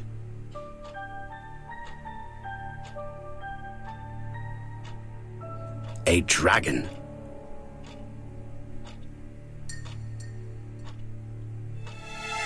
A turtle.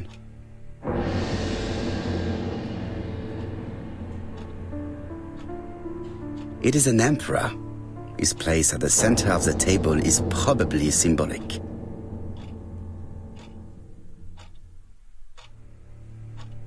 Dragon, dragon, dragon. Sir Carmichael showed himself to be very consistent in his collection's theme.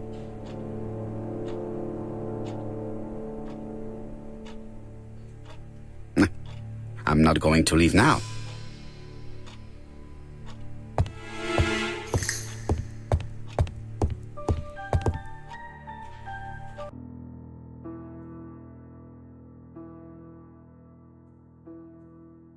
Turtle, the dragon, the crane and the tiger. I think I've already seen this motif somewhere.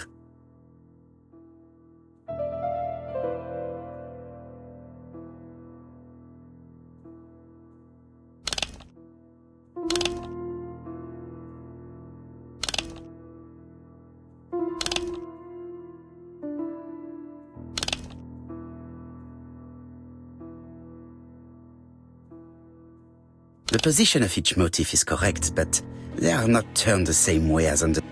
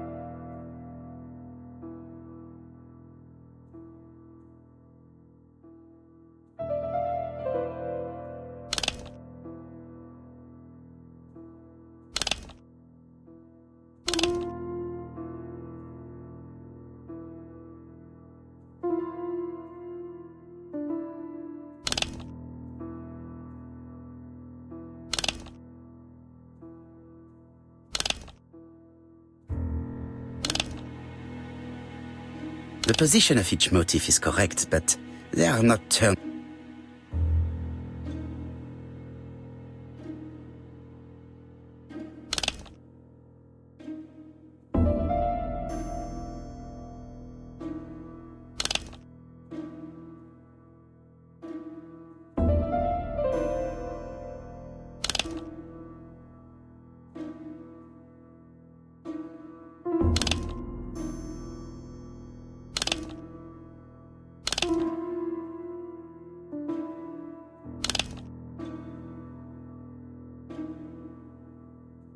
The position of each motif.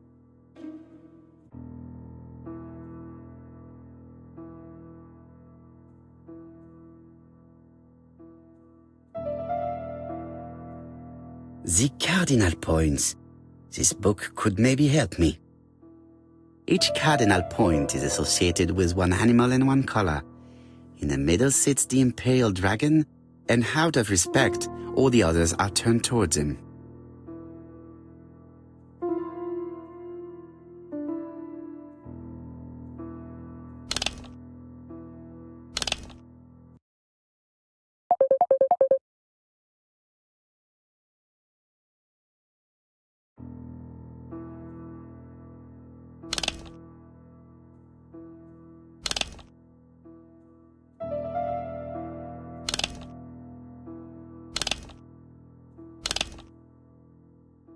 I think I heard a bang.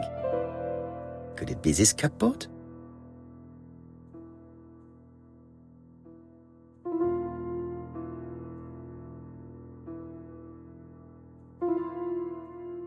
This is interesting.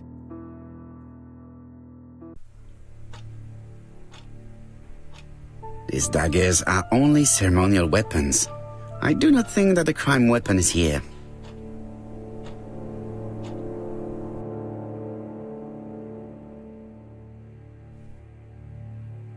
Ernest Logan, MD, Brighton Cancer Institute, 201 Dusk Road, Brighton, Sussex.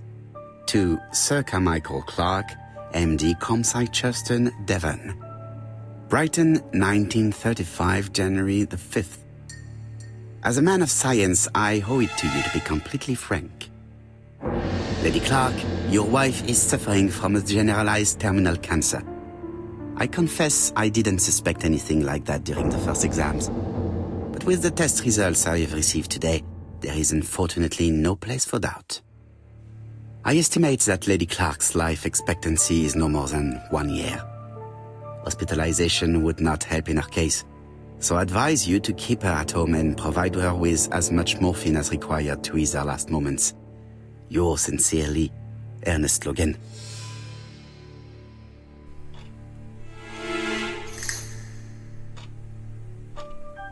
Here's Miss Gray. Sorry to keep you waiting. Lady Clark's condition requires regular care. I believe you want to ask me a few questions. Indeed, mademoiselle. This porcelain is remarkable. Is it old?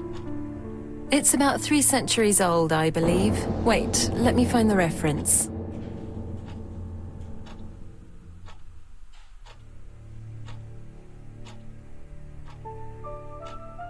It is not the right time.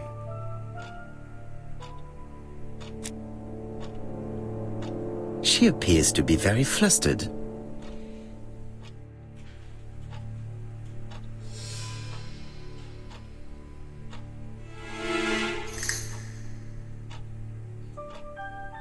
She is unable to hide her emotion, and her makeup has been disturbed.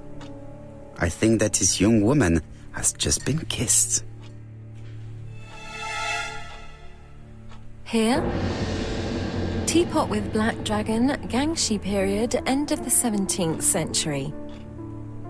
It is a rare piece with unusual colors. You have a good knowledge of art history. Acquired while working with Sir Carmichael. I used to help him manage his collection and choose his new acquisitions.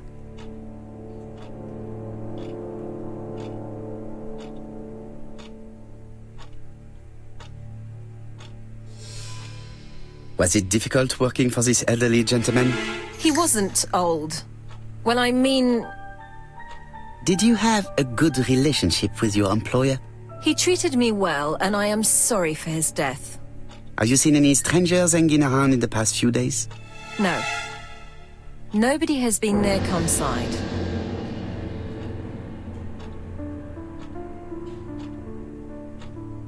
What were you doing yesterday evening at the time of the murder? I was sleeping. I was woken by the telephone at 11. I heard Franklin Clark speaking with the gardener. They left with some lanterns and they found the body.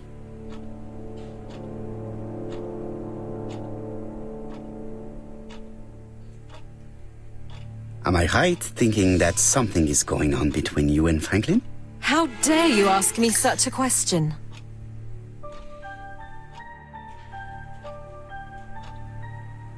And you? How do you dare kiss your good friend in the house of a dead man? Mr. Poirot, you are behaving despicably.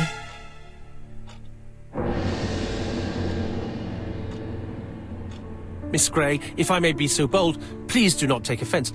My friend has rather unusual methods, but all he wants is to find the murderer. Yes, I understand. I must rest. Please excuse me.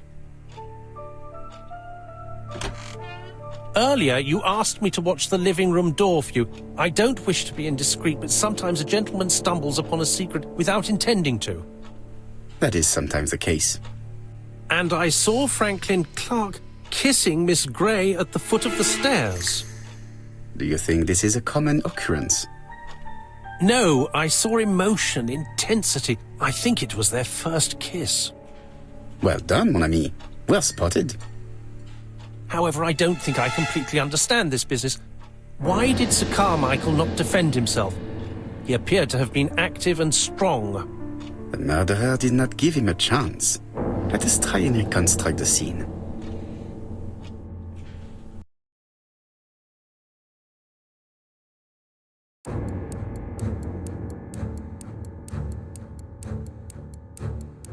Sir Clark is taking his customary walk. Our killer is hiding behind a bush.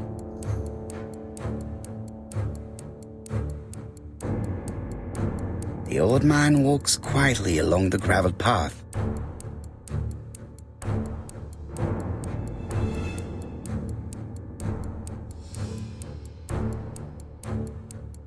Then he turns towards the sea to gaze at it.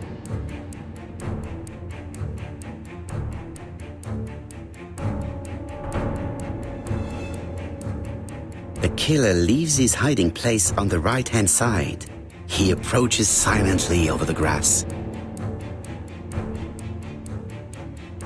Then he throws himself on his prey and cuts the poor man's throat. He then lays down the ABC before leaving. Everything appears to match the crime scene, mon cher Hastings. That is exactly what happened.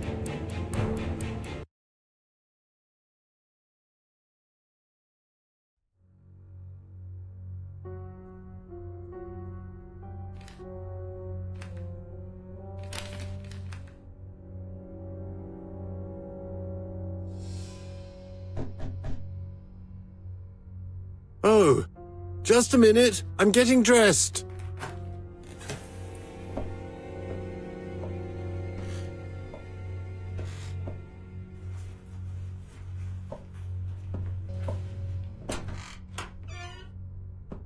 Mr. Kirst, have you recently returned from Churston? Yes, indeed I have. Have you seen the papers? And to think that you might have rubbed shoulders with the killer. Imagine that. Mr. Kirst, are you all right? You don't seem well. My apologies. My throat is burning and my head feels heavy. It's ever since the war, you know. Since my injury, my head has never been the same.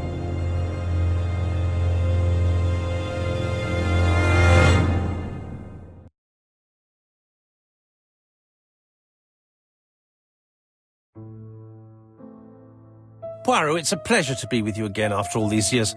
I looked for a gift to thank you, and I found this propelling pencil. An authentic collector's item. You spoil me, mon ami. And you more so by sharing investigations. Do not underestimate the help you are to me, Hastings. Intellect is not everything. There is also goodwill, and you are not short of that. Later, I will ask you to help me tidy up the room and bring some chairs. Our guest will be here soon. Ah, is Thora Grey coming? Naturally. She is a fascinating young woman, n'est-ce pas? Oh, come on, Poirot. I'm a married man. And Miss Grey has already been courted by Franklin Clark. Poirot, our guests will be here soon. We must prepare ourselves.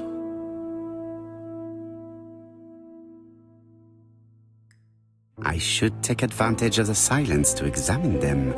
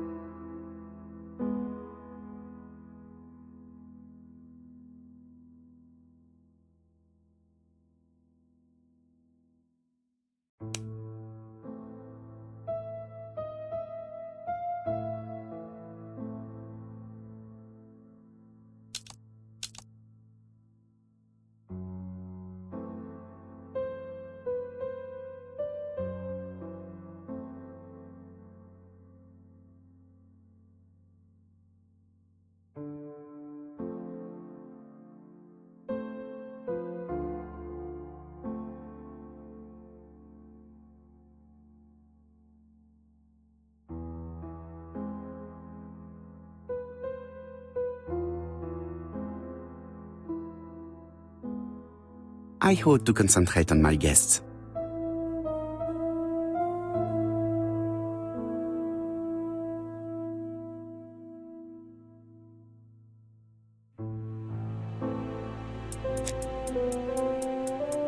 Donald is always on edge.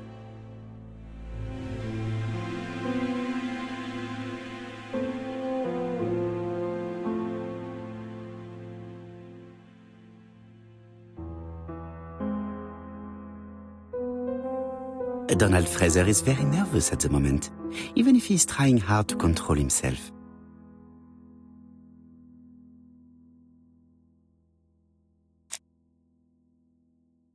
She appears to have taken more care with her appearance than the last time.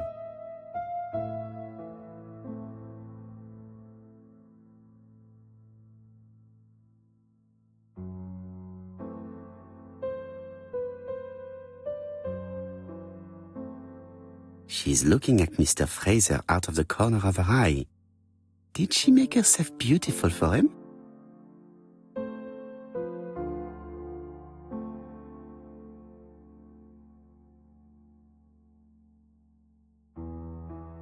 Franklin Clark always seems at ease, regardless of where he is. Something that's unique to people who travel.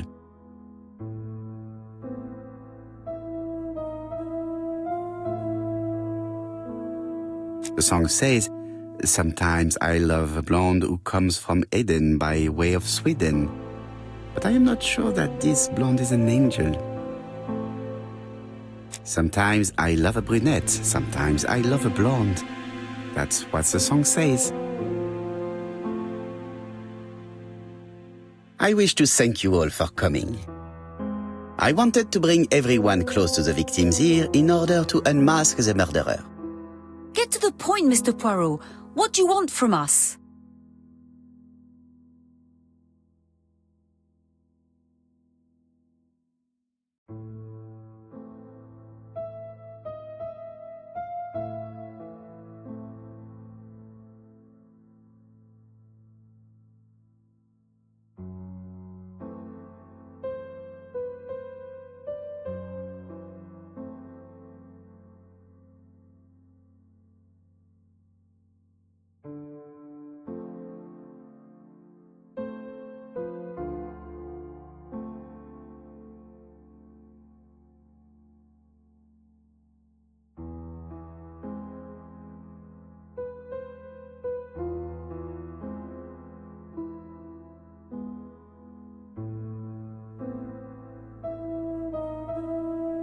Megan, dear girl, please be patient. Mr. Poirot, how dare you address me by my first name? Please excuse me, mademoiselle. What I ask is that you search your memories.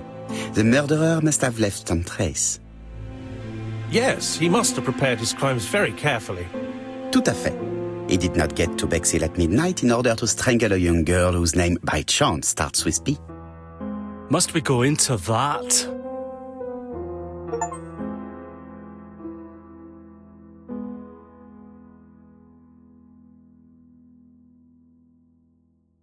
No, of course. Not if it makes you uncomfortable. Come on, Mr. Poirot. I imagine we all feel terribly uncomfortable about these murders. It's true. We've to catch the killer, not be spared the gory details. Mr. Fraser, please get a grip on yourself. Well, I want to help you, but I don't remember anything else. Nothing I haven't already said. And you, Mademoiselle Barnard? Did your sister say if she was seeing another man? She never would have told me. Why would she hide the fact from you? Betty knew I didn't approve of her behaviour. Her flirting was spoiling any chance she might have had. Tell me, mademoiselle, what did you talk about with your sister? Silly things. Her new dress. She wanted a pair of black stockings to go with it. Mother bought her a brand new pair. The day it happened, she was crying. And to think that Betty never even wore them. Poor Mummy. Your sister used to sing, I believe. Did she ever perform in public? She dreamt about it, but she had a very bad cough. It troubled her greatly. She had to cancel auditions and miss lots of opportunities. A pity. Yes, she sang well, but that doesn't tell us much about the murderer. Qui sait? In any case, we now have enough information to draw up a relatively precise psychological profile. Let us now try and get our brain cells to work.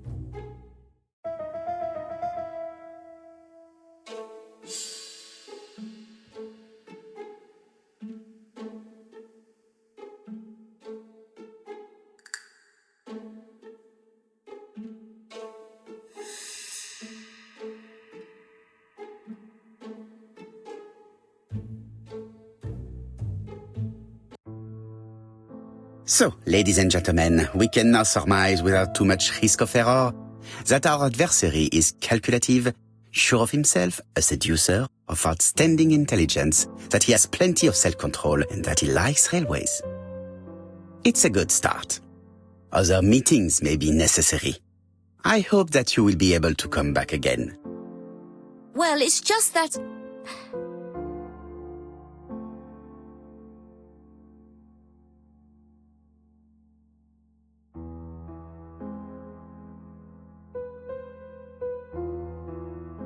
Is something bothering you, Mary?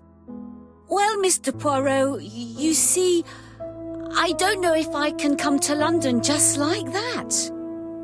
It's normal that people helping with this inquiry should be reimbursed. Starting with you, Miss Drower. Please allow me to pay for your train tickets. Oh, sir, I cannot accept. But you must. Mademoiselle, I may not be rich, but my brother left a fortune which will be mine. Mr. Clark, that's very generous of you. Well, someone has to foot the bill. Mr. Poirot, would it be possible for you to come back to Devon? Lady Clark has expressed a wish to see you. We'll adjust her medicine so she'll not be too drowsy. But of course, I shall come the day after tomorrow if it is convenient. Thank you all for coming. We will meet again soon. The meeting was most fruitful. Really? Hastings, I believe now we have everything we need to find a common point between the victims. Now it is time for us to use our grey matter. Let us now try and get our brain cells to work.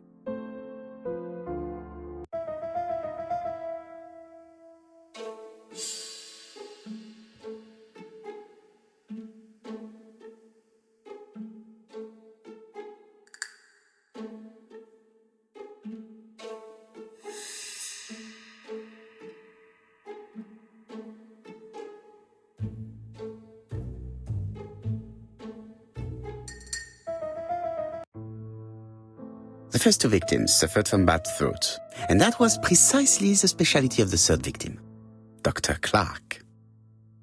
We have a lead. It would pay to take a closer look at the medical records of Dr. Clark's patients. We'll do so during our next visit to Churston. I will do it myself, mon ami.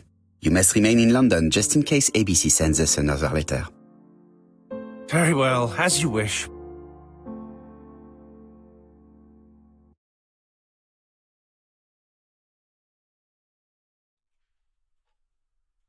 Thank you for coming, Mr. Poirot.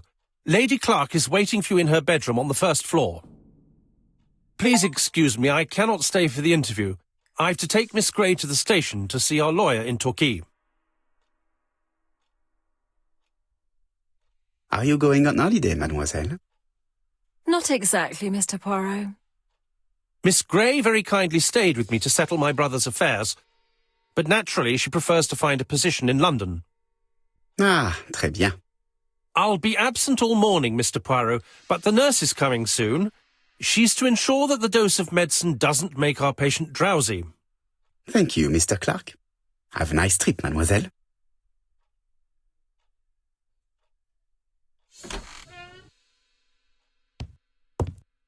It would be rude to make Lady Clark wait.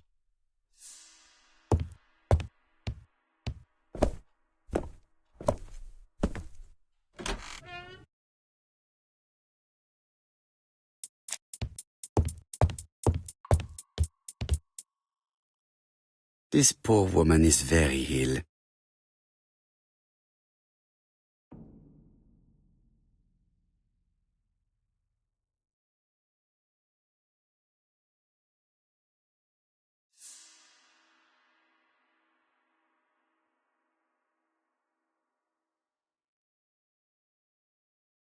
This woman is suffering. She is in no state to have a conversation.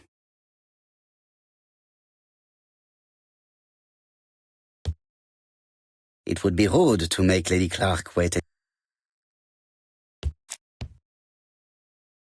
Mr. Poirot? My respects, madame. Thank you for coming. Thank you. Have you seen the nurse? She should have been here by now. Oh, I'm sorry. The telephone in the hall is ringing.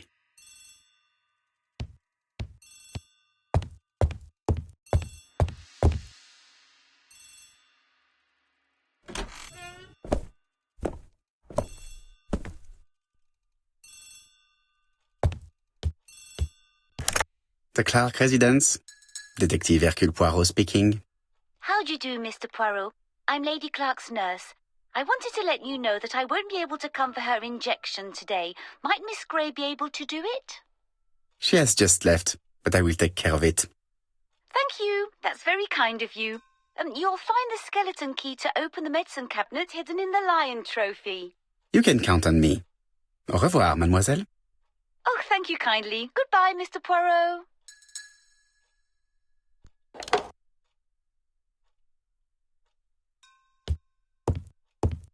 Lady Clark is in pain. I have to give her an...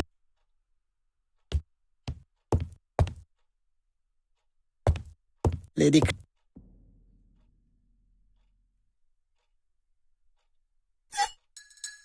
Here is the skeleton key. April 1925, Aceh Province, Sumatra.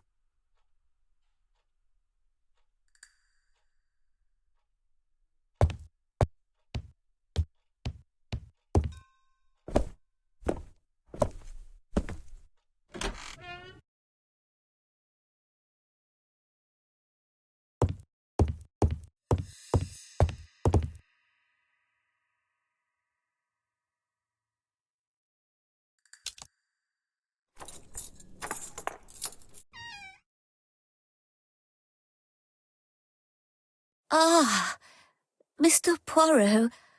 Oh, I feel better now. Thank you for your help.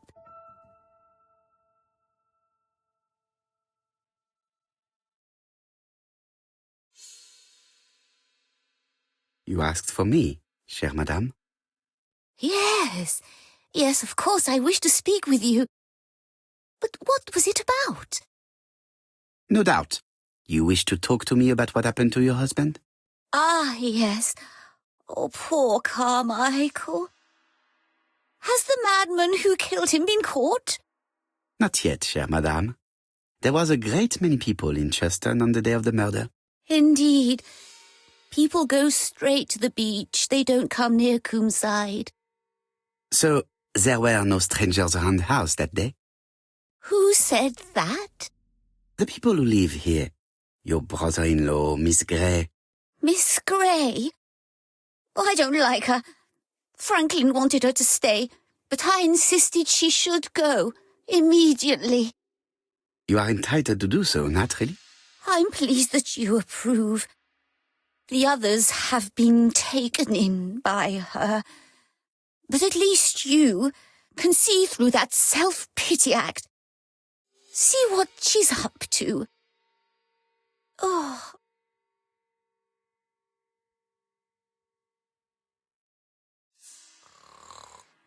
She is sleeping.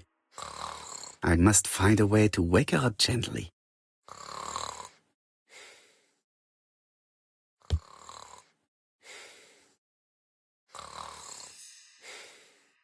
This subject would probably be useful to me.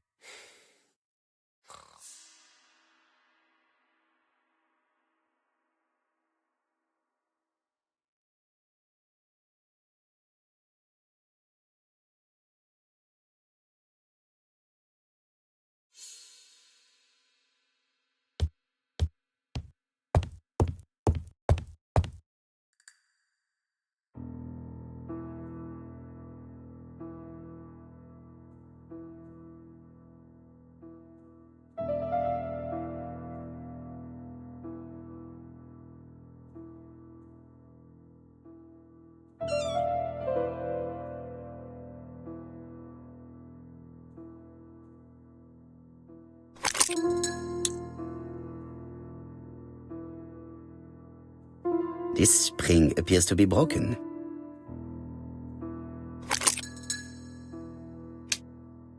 I hope that Hastings will not be cross with me.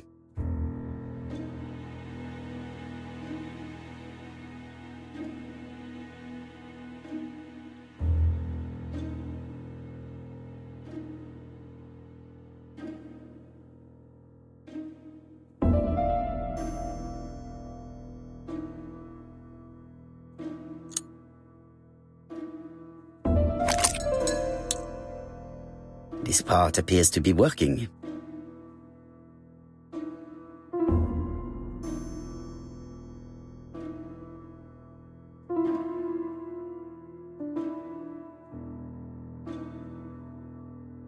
Does not make any sound.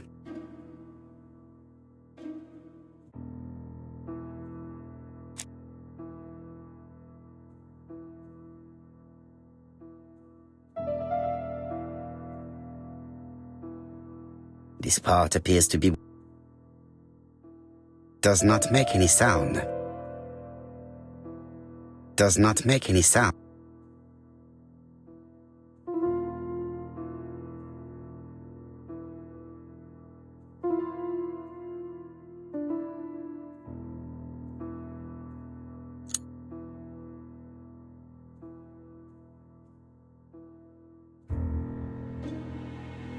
Does not make any sound. This is where the comms go.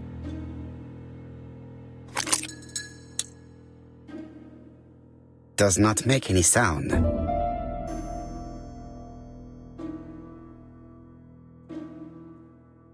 Does not make any sound.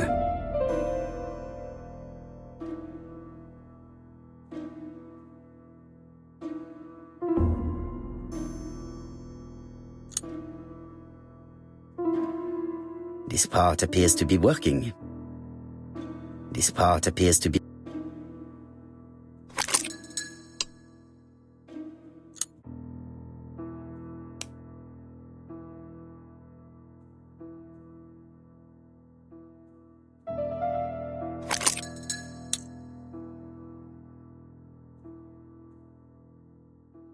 This part appears to be...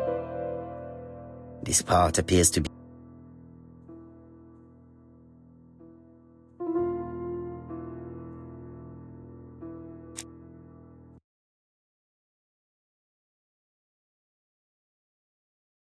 This couple appears to be having fun.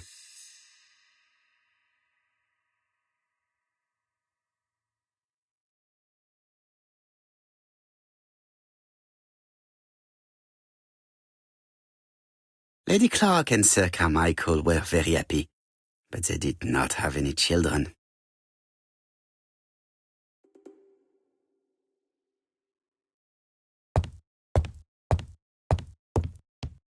She is asleep. I must... This subject would probably be useful to me.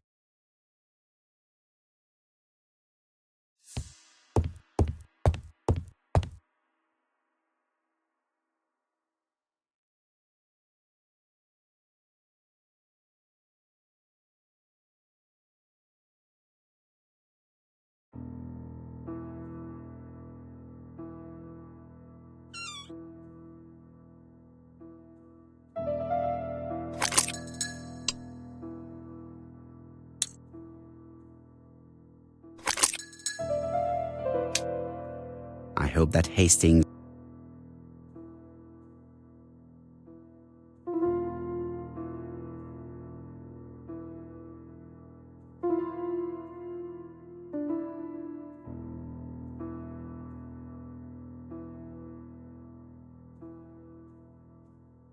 does not make any sound.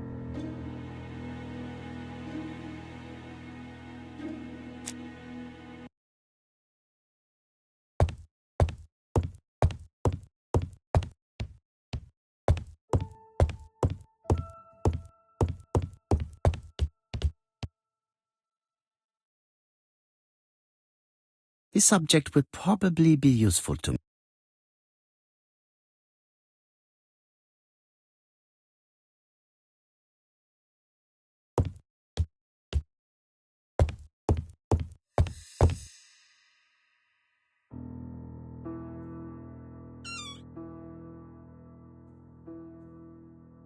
This is where the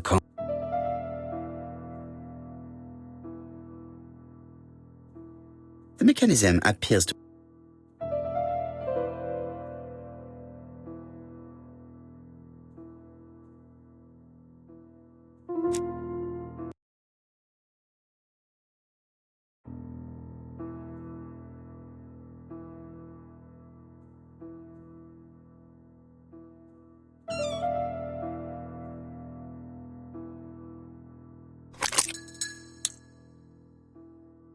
The bronze comb is preventing me from positioning this one.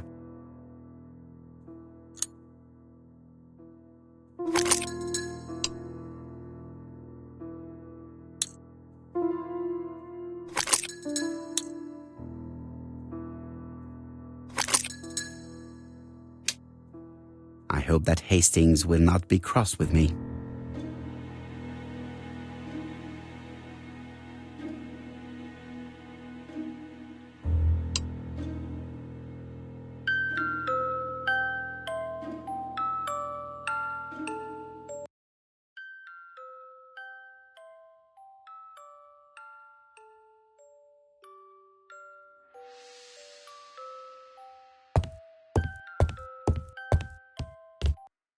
Oh, what are we talking about? Ah, yes, Thora Grey. Oh, Carmichael had great esteem for her, but for me she was nothing but a hypocrite.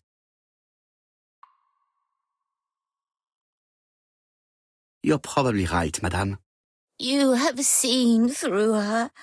I'm so pleased that I've convinced you.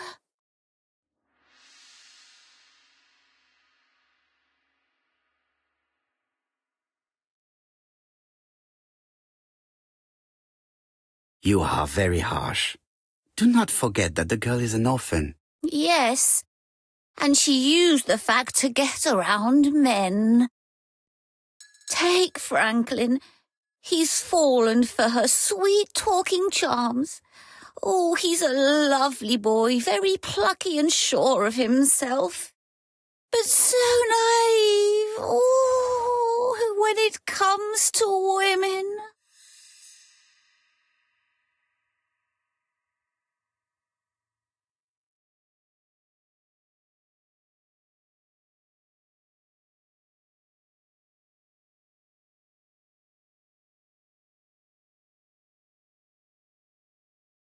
Miss Grey did look after you very well, though.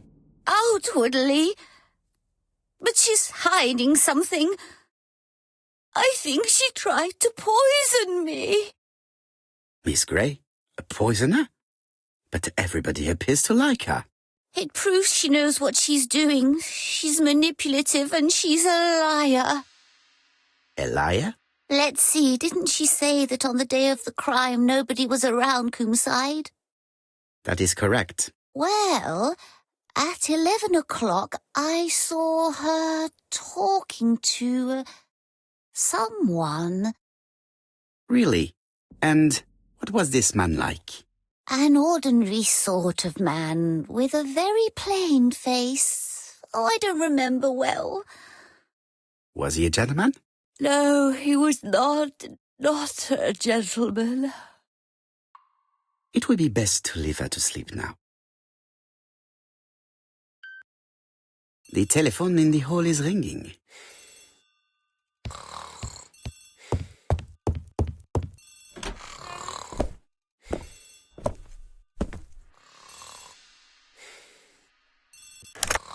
Hello? Poirot, is that you? Hastings here. Thank you for calling. Have you received a new letter from the murderer? No, thank goodness. How are things in Churston? I questioned Lady Clark, but I will not leave until I have examined everything of interest to me here. Fortunately, Franklin is absent, and I have a skeleton key. Have you seen Thora Grey again? Briefly. But rest assured, I intend to summon her to London soon. She's a fascinating girl. But secretive. I would like to ask her a few questions. Poirot, she wouldn't hurt a fly. Each to his own, my friend. Yours are pretty often mine old ladies that have the maladies. Poirot, are you mocking me? No ill intended, rest assured. À bientôt, mon ami.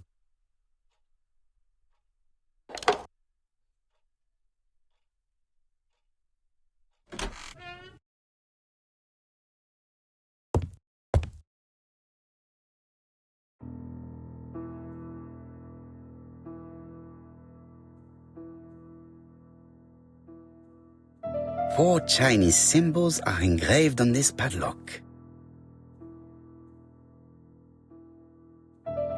Well, well.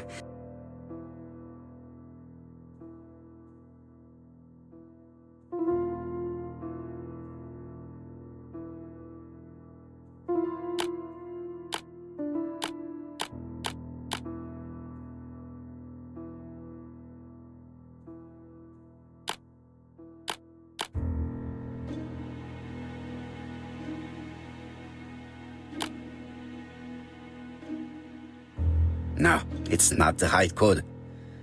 Let us...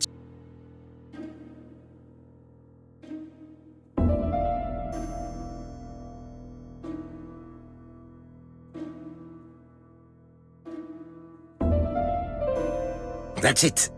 This character...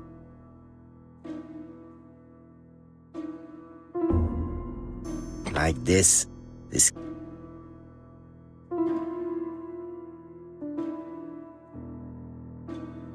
The position of this character...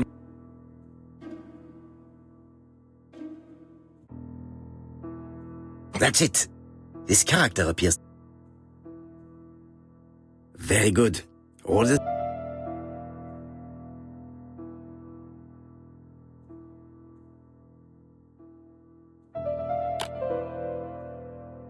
No, it's not the right code. Let us check the...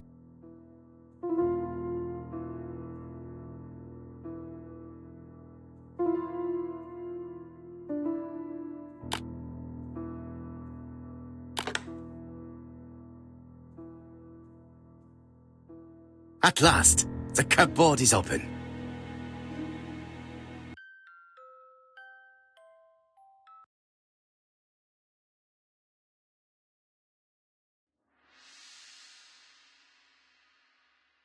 Genteel and wild, English countryside revisited.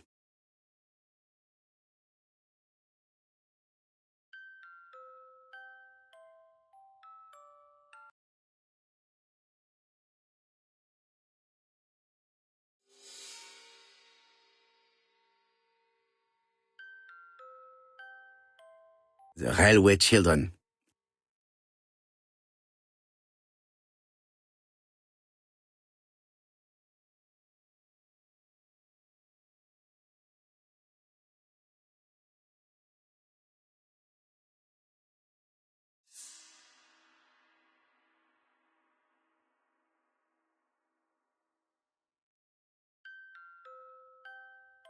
The railway children. For Franklin, Und Effie's Christmas, 1910.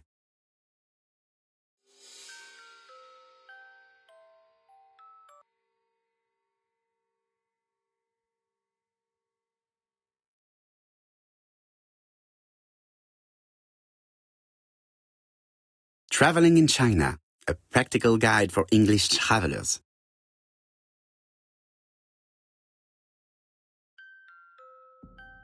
Helmet, flask and rifles. Franklin is very well equipped.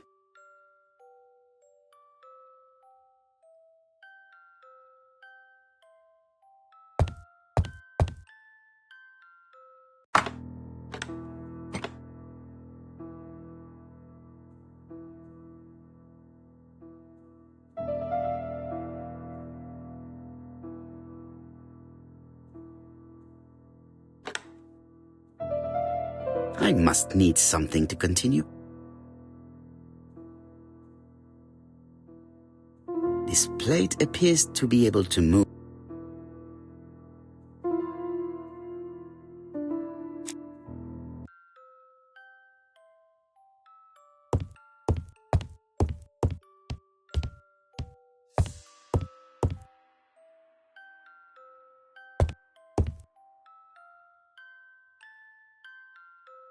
July 1920, Alaska Peninsula.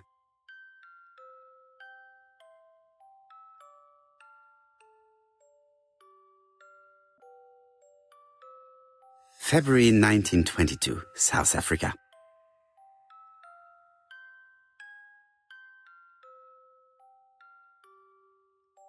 Franklin appears to be very active.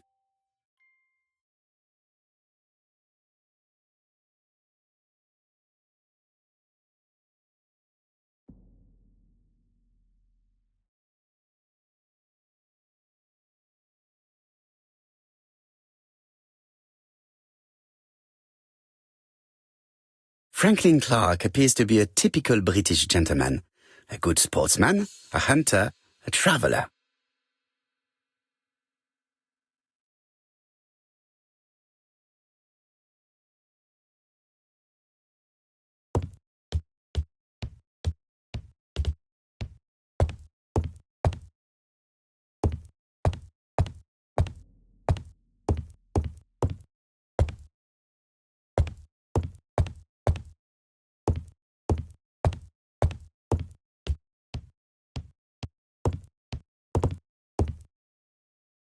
Franklin Clark appears to be a typical British gentleman, a good sportsman, a hunter, a traveler.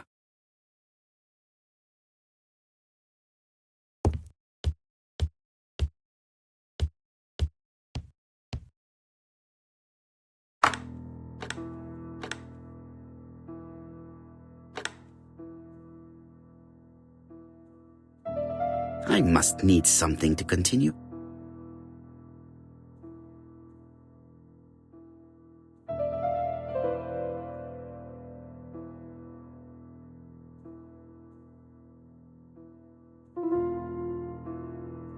This plate appears to be a...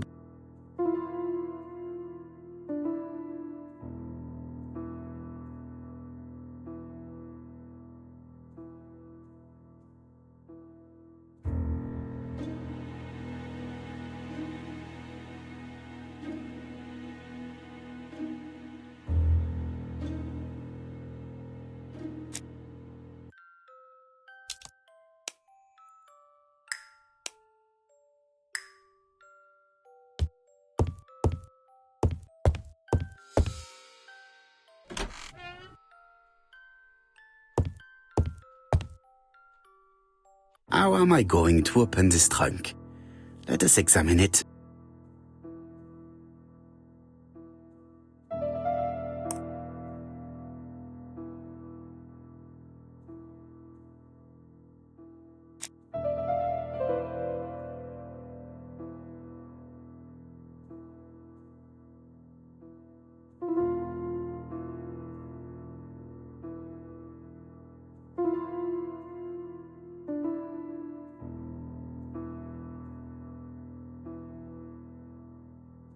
That does not appear.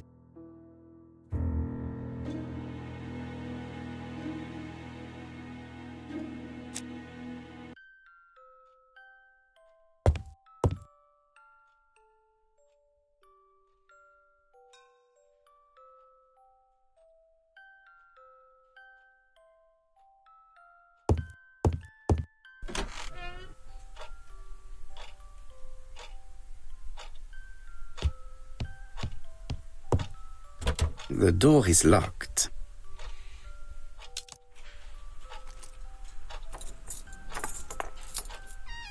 This unit contains the medical records for Sir Carmichael Clark's patients. Let us study them closely and see if there are any familiar names. No deaths on the records from A to D. They've been handled recently. No known names. Disappointing. No deaths on the record. No known names. Disappointing. Lots of dust. The records from E to Z have not been touched for years. No known names. Disappointing.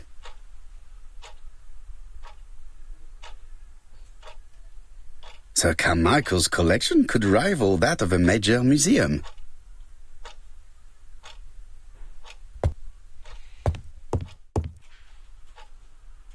I see some papers that were not there the first time I visited. Valuers report property. Building land located in Comside, Churston client, Sir Carmichael Clark, April 15, 1935, Court and Brunswick.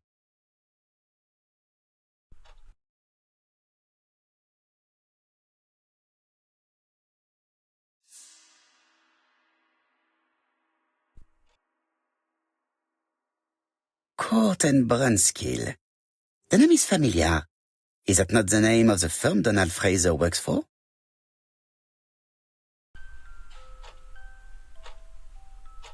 These daggers are only ceremonial weapons.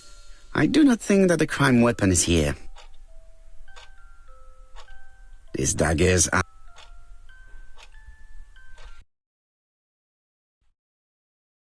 Ernest Logan, MD, Brighton Cancer Institute 201. Lady Clark, your wife is suffering from a... I estimate that Lady...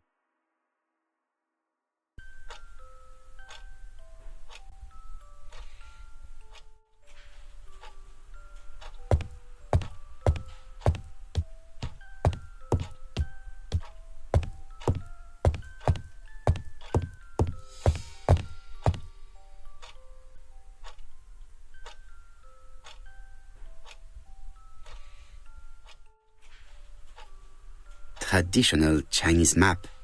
Facsimile. South is on the top of the map.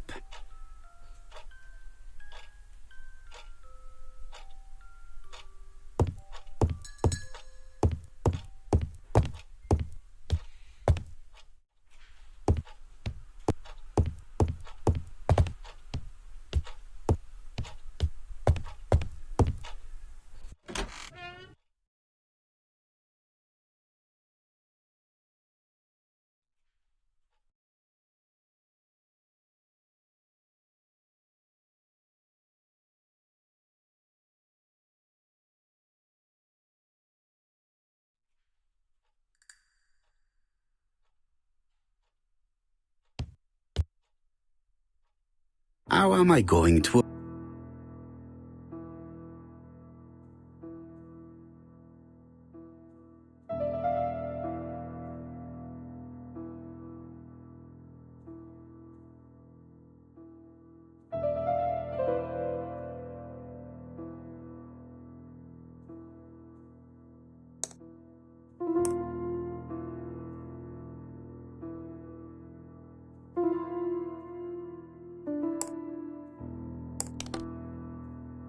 Leaving the code on the trunk?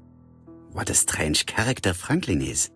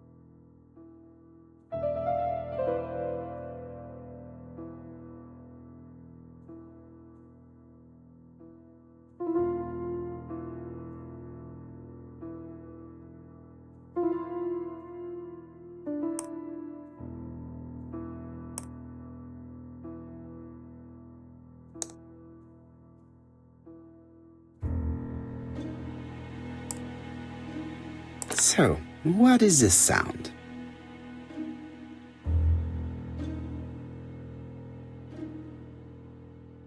I should be able to open the trunk now.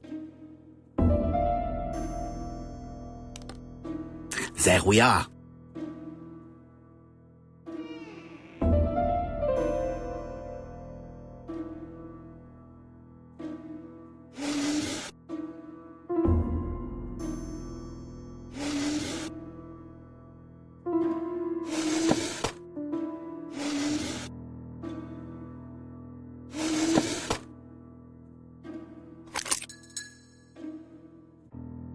Why has Franklin put an Allen key inside his trunk?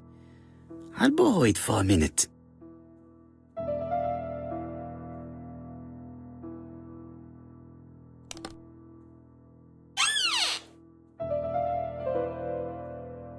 Whiskey and other good quality drinks. Mr. Clark really has refined tastes. Whiskey and other good quality drinks.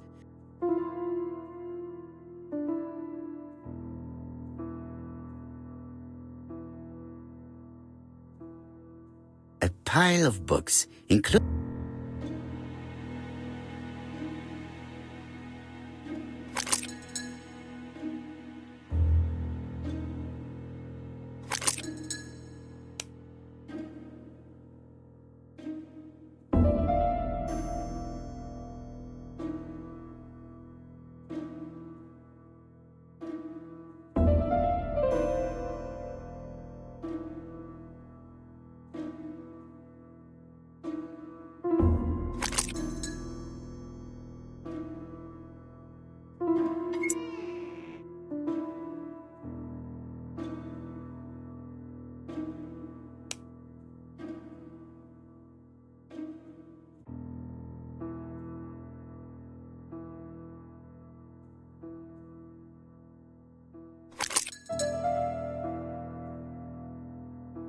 Another screw.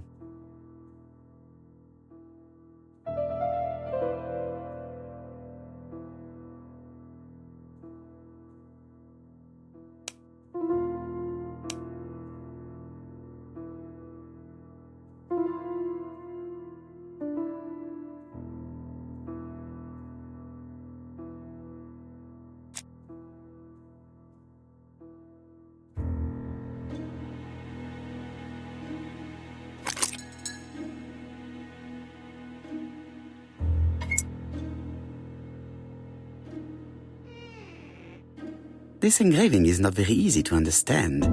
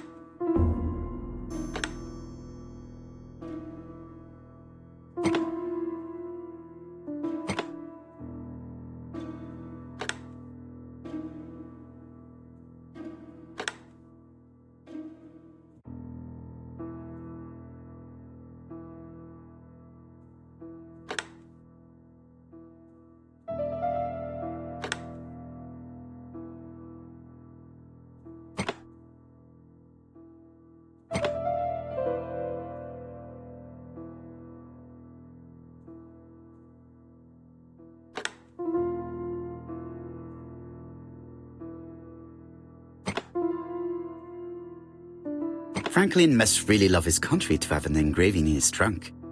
I think I heard the panel above release.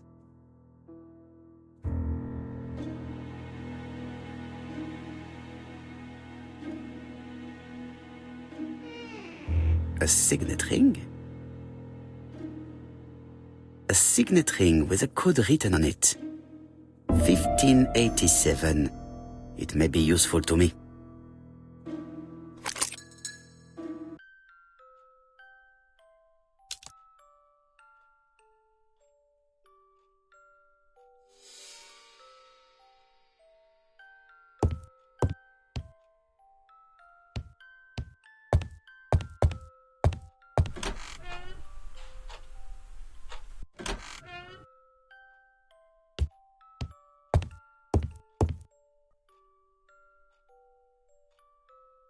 April 1925, a change.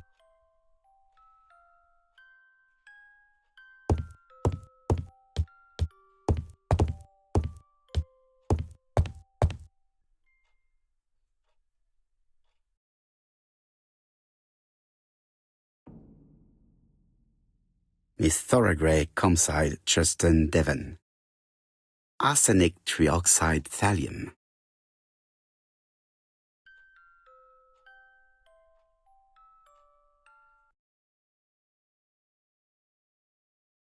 The Black Dragon's Curse.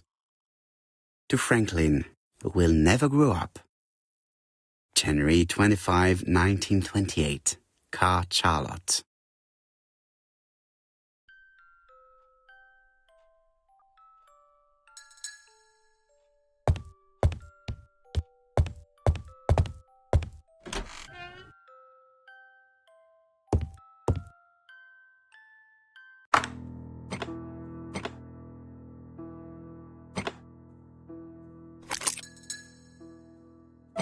plates around the picture appear to have unlocked. I think I've already seen these symbols on Franklin's trophies.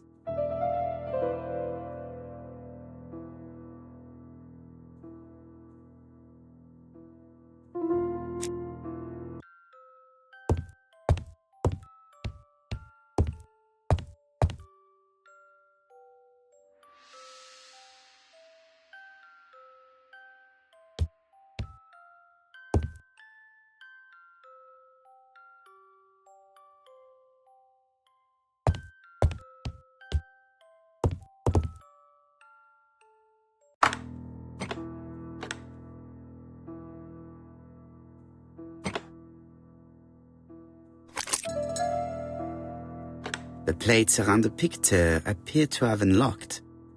I think I've already seen these symbols on Franklin's trophies.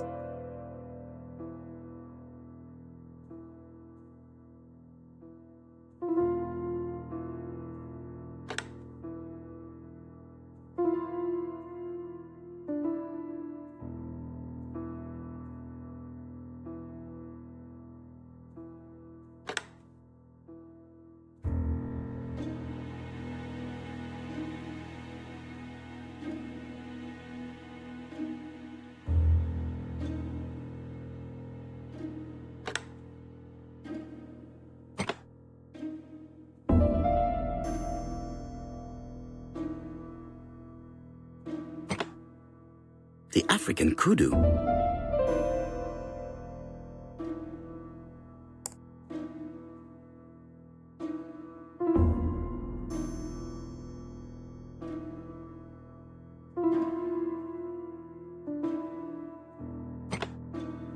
The lion of Sumatra.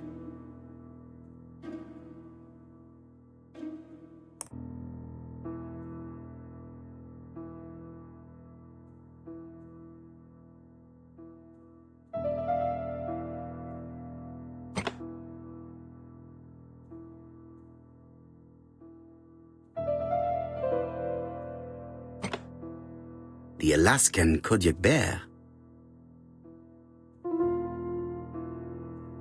I heard the sound of a mechanism.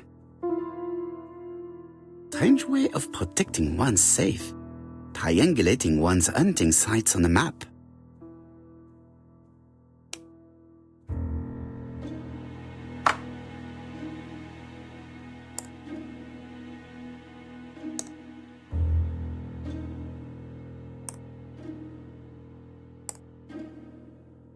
These documents are very likely going to help me for the rest of the inquiry. A dozen gold sovereigns, some shares for the Southern Railway and some treasury bills. This is not worth much, hardly enough to justify your robbery. A dozen gold Charlotte Clark Comside Churchton, Devon. To Mr. Franklin Clark, Peninsula Hotel, Salisbury Road, Chim Sha Tsui, Kowloon, Hong Kong, Comside, 1935, January 1st. I wish you with all my heart a happy year 1935. Writing my greeting cards, I have affectionate thoughts for you. Always smiling as a child, sailing to distant countries and bringing back to us trunks full of wonder. At home, everything annoys me. Starting with this young Thora Sir Carmichael is so fond of. I have nobody to share my feelings with, so I write to you. How can I tell you what happens to me? The simplest way the better. I am doomed. I still have 1 year to live, no more. How do I know? I opened the secret drawer of Carmichael and read a letter not addressed to me. In this letter, Dr. Logan tells my husband in the most direct way the truth he conceals from me. So, I know. But my husband doesn't know I know. Please don't tell him. And if he shares the truth with you, act as you are surprised. Carr will probably speak in his usual convoluted way, but I wanted to be the first to announce it to you. It does matter to me that you are aware of what happens in Comside. Warm regards. Charlotte. Sir Carmichael Clark, Comside Churchton, Devon, to Mr. Franklin Clark, Peninsula Hotel, Salisbury Road, Tsim Sha Tsui, Kowloon, Hong Kong. Comside, 1935, January the 12th. Dear Franklin, first, I wish you a good start to a successful new year. I have received your letter dated December 10th. Thanks for defending my interest against Wang, this robber. Things could have got pretty bad if you weren't a real cold-blooded guy. I envy you for that. Things go on here much as usual. Charlotte is moderately free from pain. I wish one could say more. You may remember Thora Gray. She is a dear girl and a greater comfort to me that I can tell you. I should not have known what to do through this bad time but for her. She has an exquisite taste and shares my passion for Chinese art. No daughter could be a closer or more sympathetic companion. Life has been difficult, but I am glad to feel that here she has a home and true affection. You wrote me you want to stay in China for 1 more year or even longer. I don't object. The longer you stay, the more opportunities you will have to increase our collection. Nonetheless, you should know that we miss you here, and that Charlotte will be gone by the time you come back. I am, dear Franklin, your truly affectionate brother. Eton College School Year 1912-1913. Franklin Clark. School report for Franklin Clark. According to his teachers, Franklin was a good student but lacked discipline.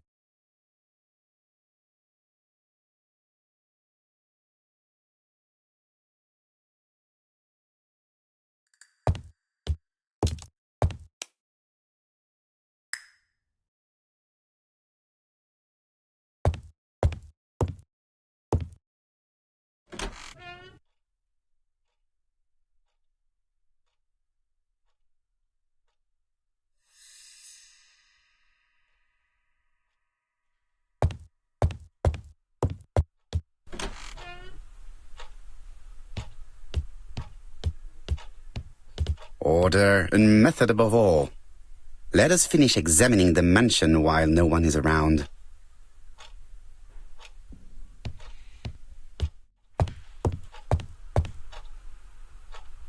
This unit contains the medical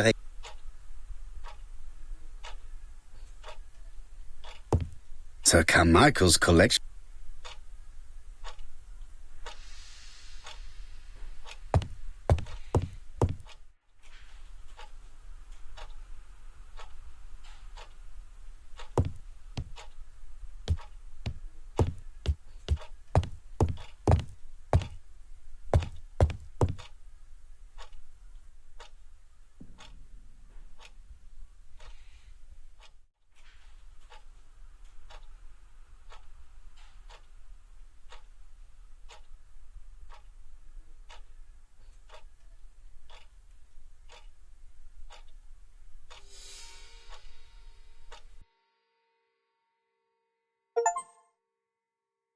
Attention, Franklin.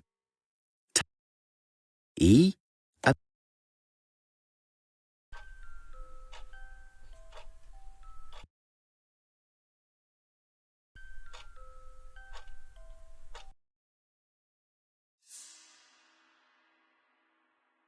I've already seen similar daggers.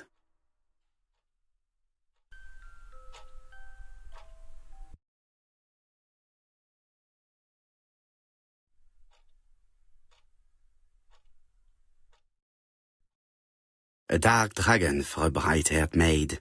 C.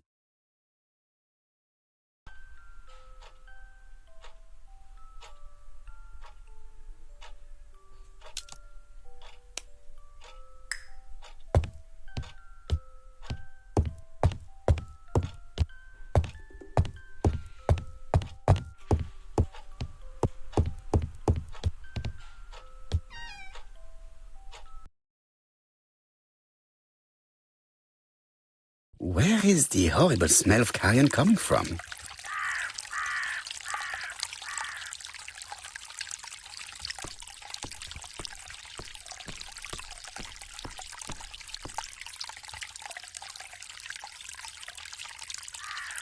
Brown pellets. Revolting. Brown. Revolting. Tut-tut. The gardener does not follow the alignment. There, that's better. It is symmetrical.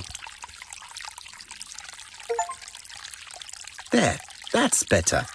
It is symmetrical. There, that...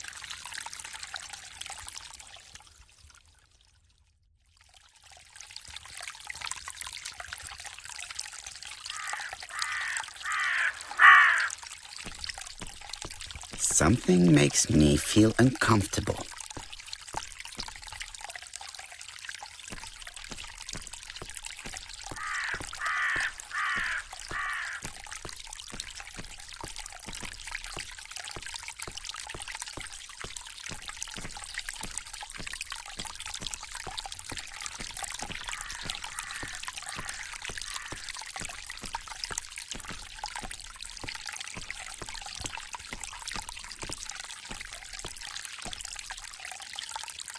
It was probably the gardener who lit this fire.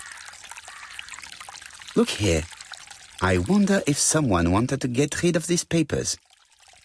This object will probably be useful to me. Let us now try and get our brain cells to work.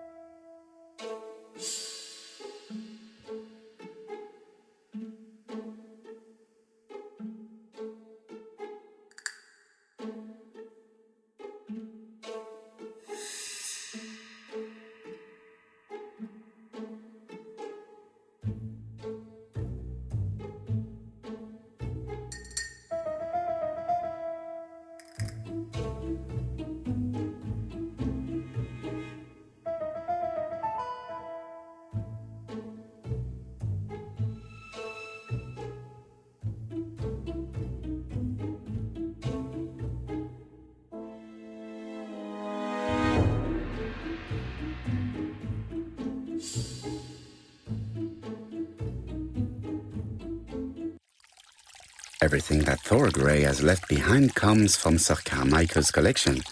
He most probably gave them to her, but she chose to leave them here rather than run the risk of being accused of theft. It is understandable when you know just how much Lady Clark mistrusted her. Let us now try and get our brain cells to work.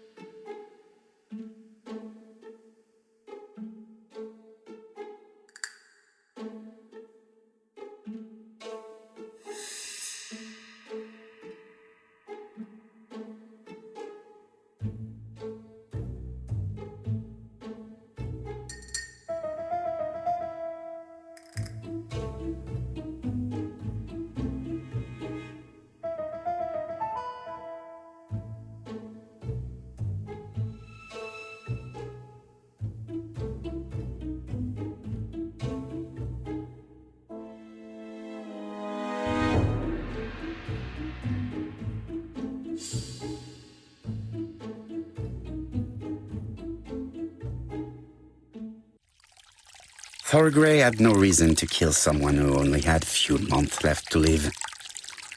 The poison she ordered was for rats. The gardener must have made good use of it, considering the stinking remains on the path, not far from the property. I've finished here. I must put the skeleton key back and inform Hastings that I'm returning to London.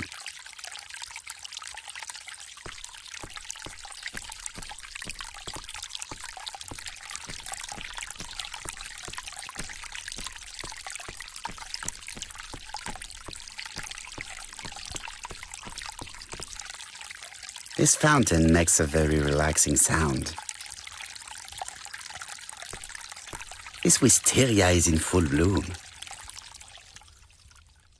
This wisteria is in full bloom.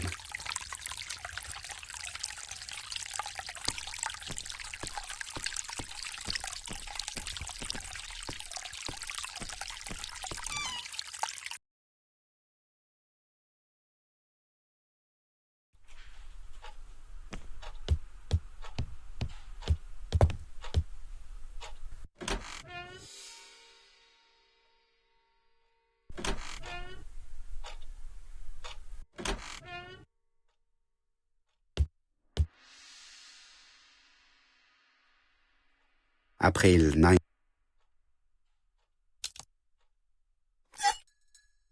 Perfect. Nothing else is keeping me here.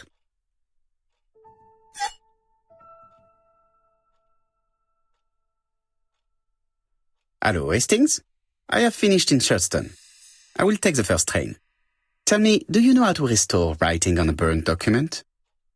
Yes, you just have to soak a cloth with a hydrochloric acid solution and rub the sheet of paper. Then the characters appear. Bien. You have been of great assistance, Hastings. Could you please order the solution as soon as possible? Of course, but what documents do you want to read? You will see, my friend. À ce soir.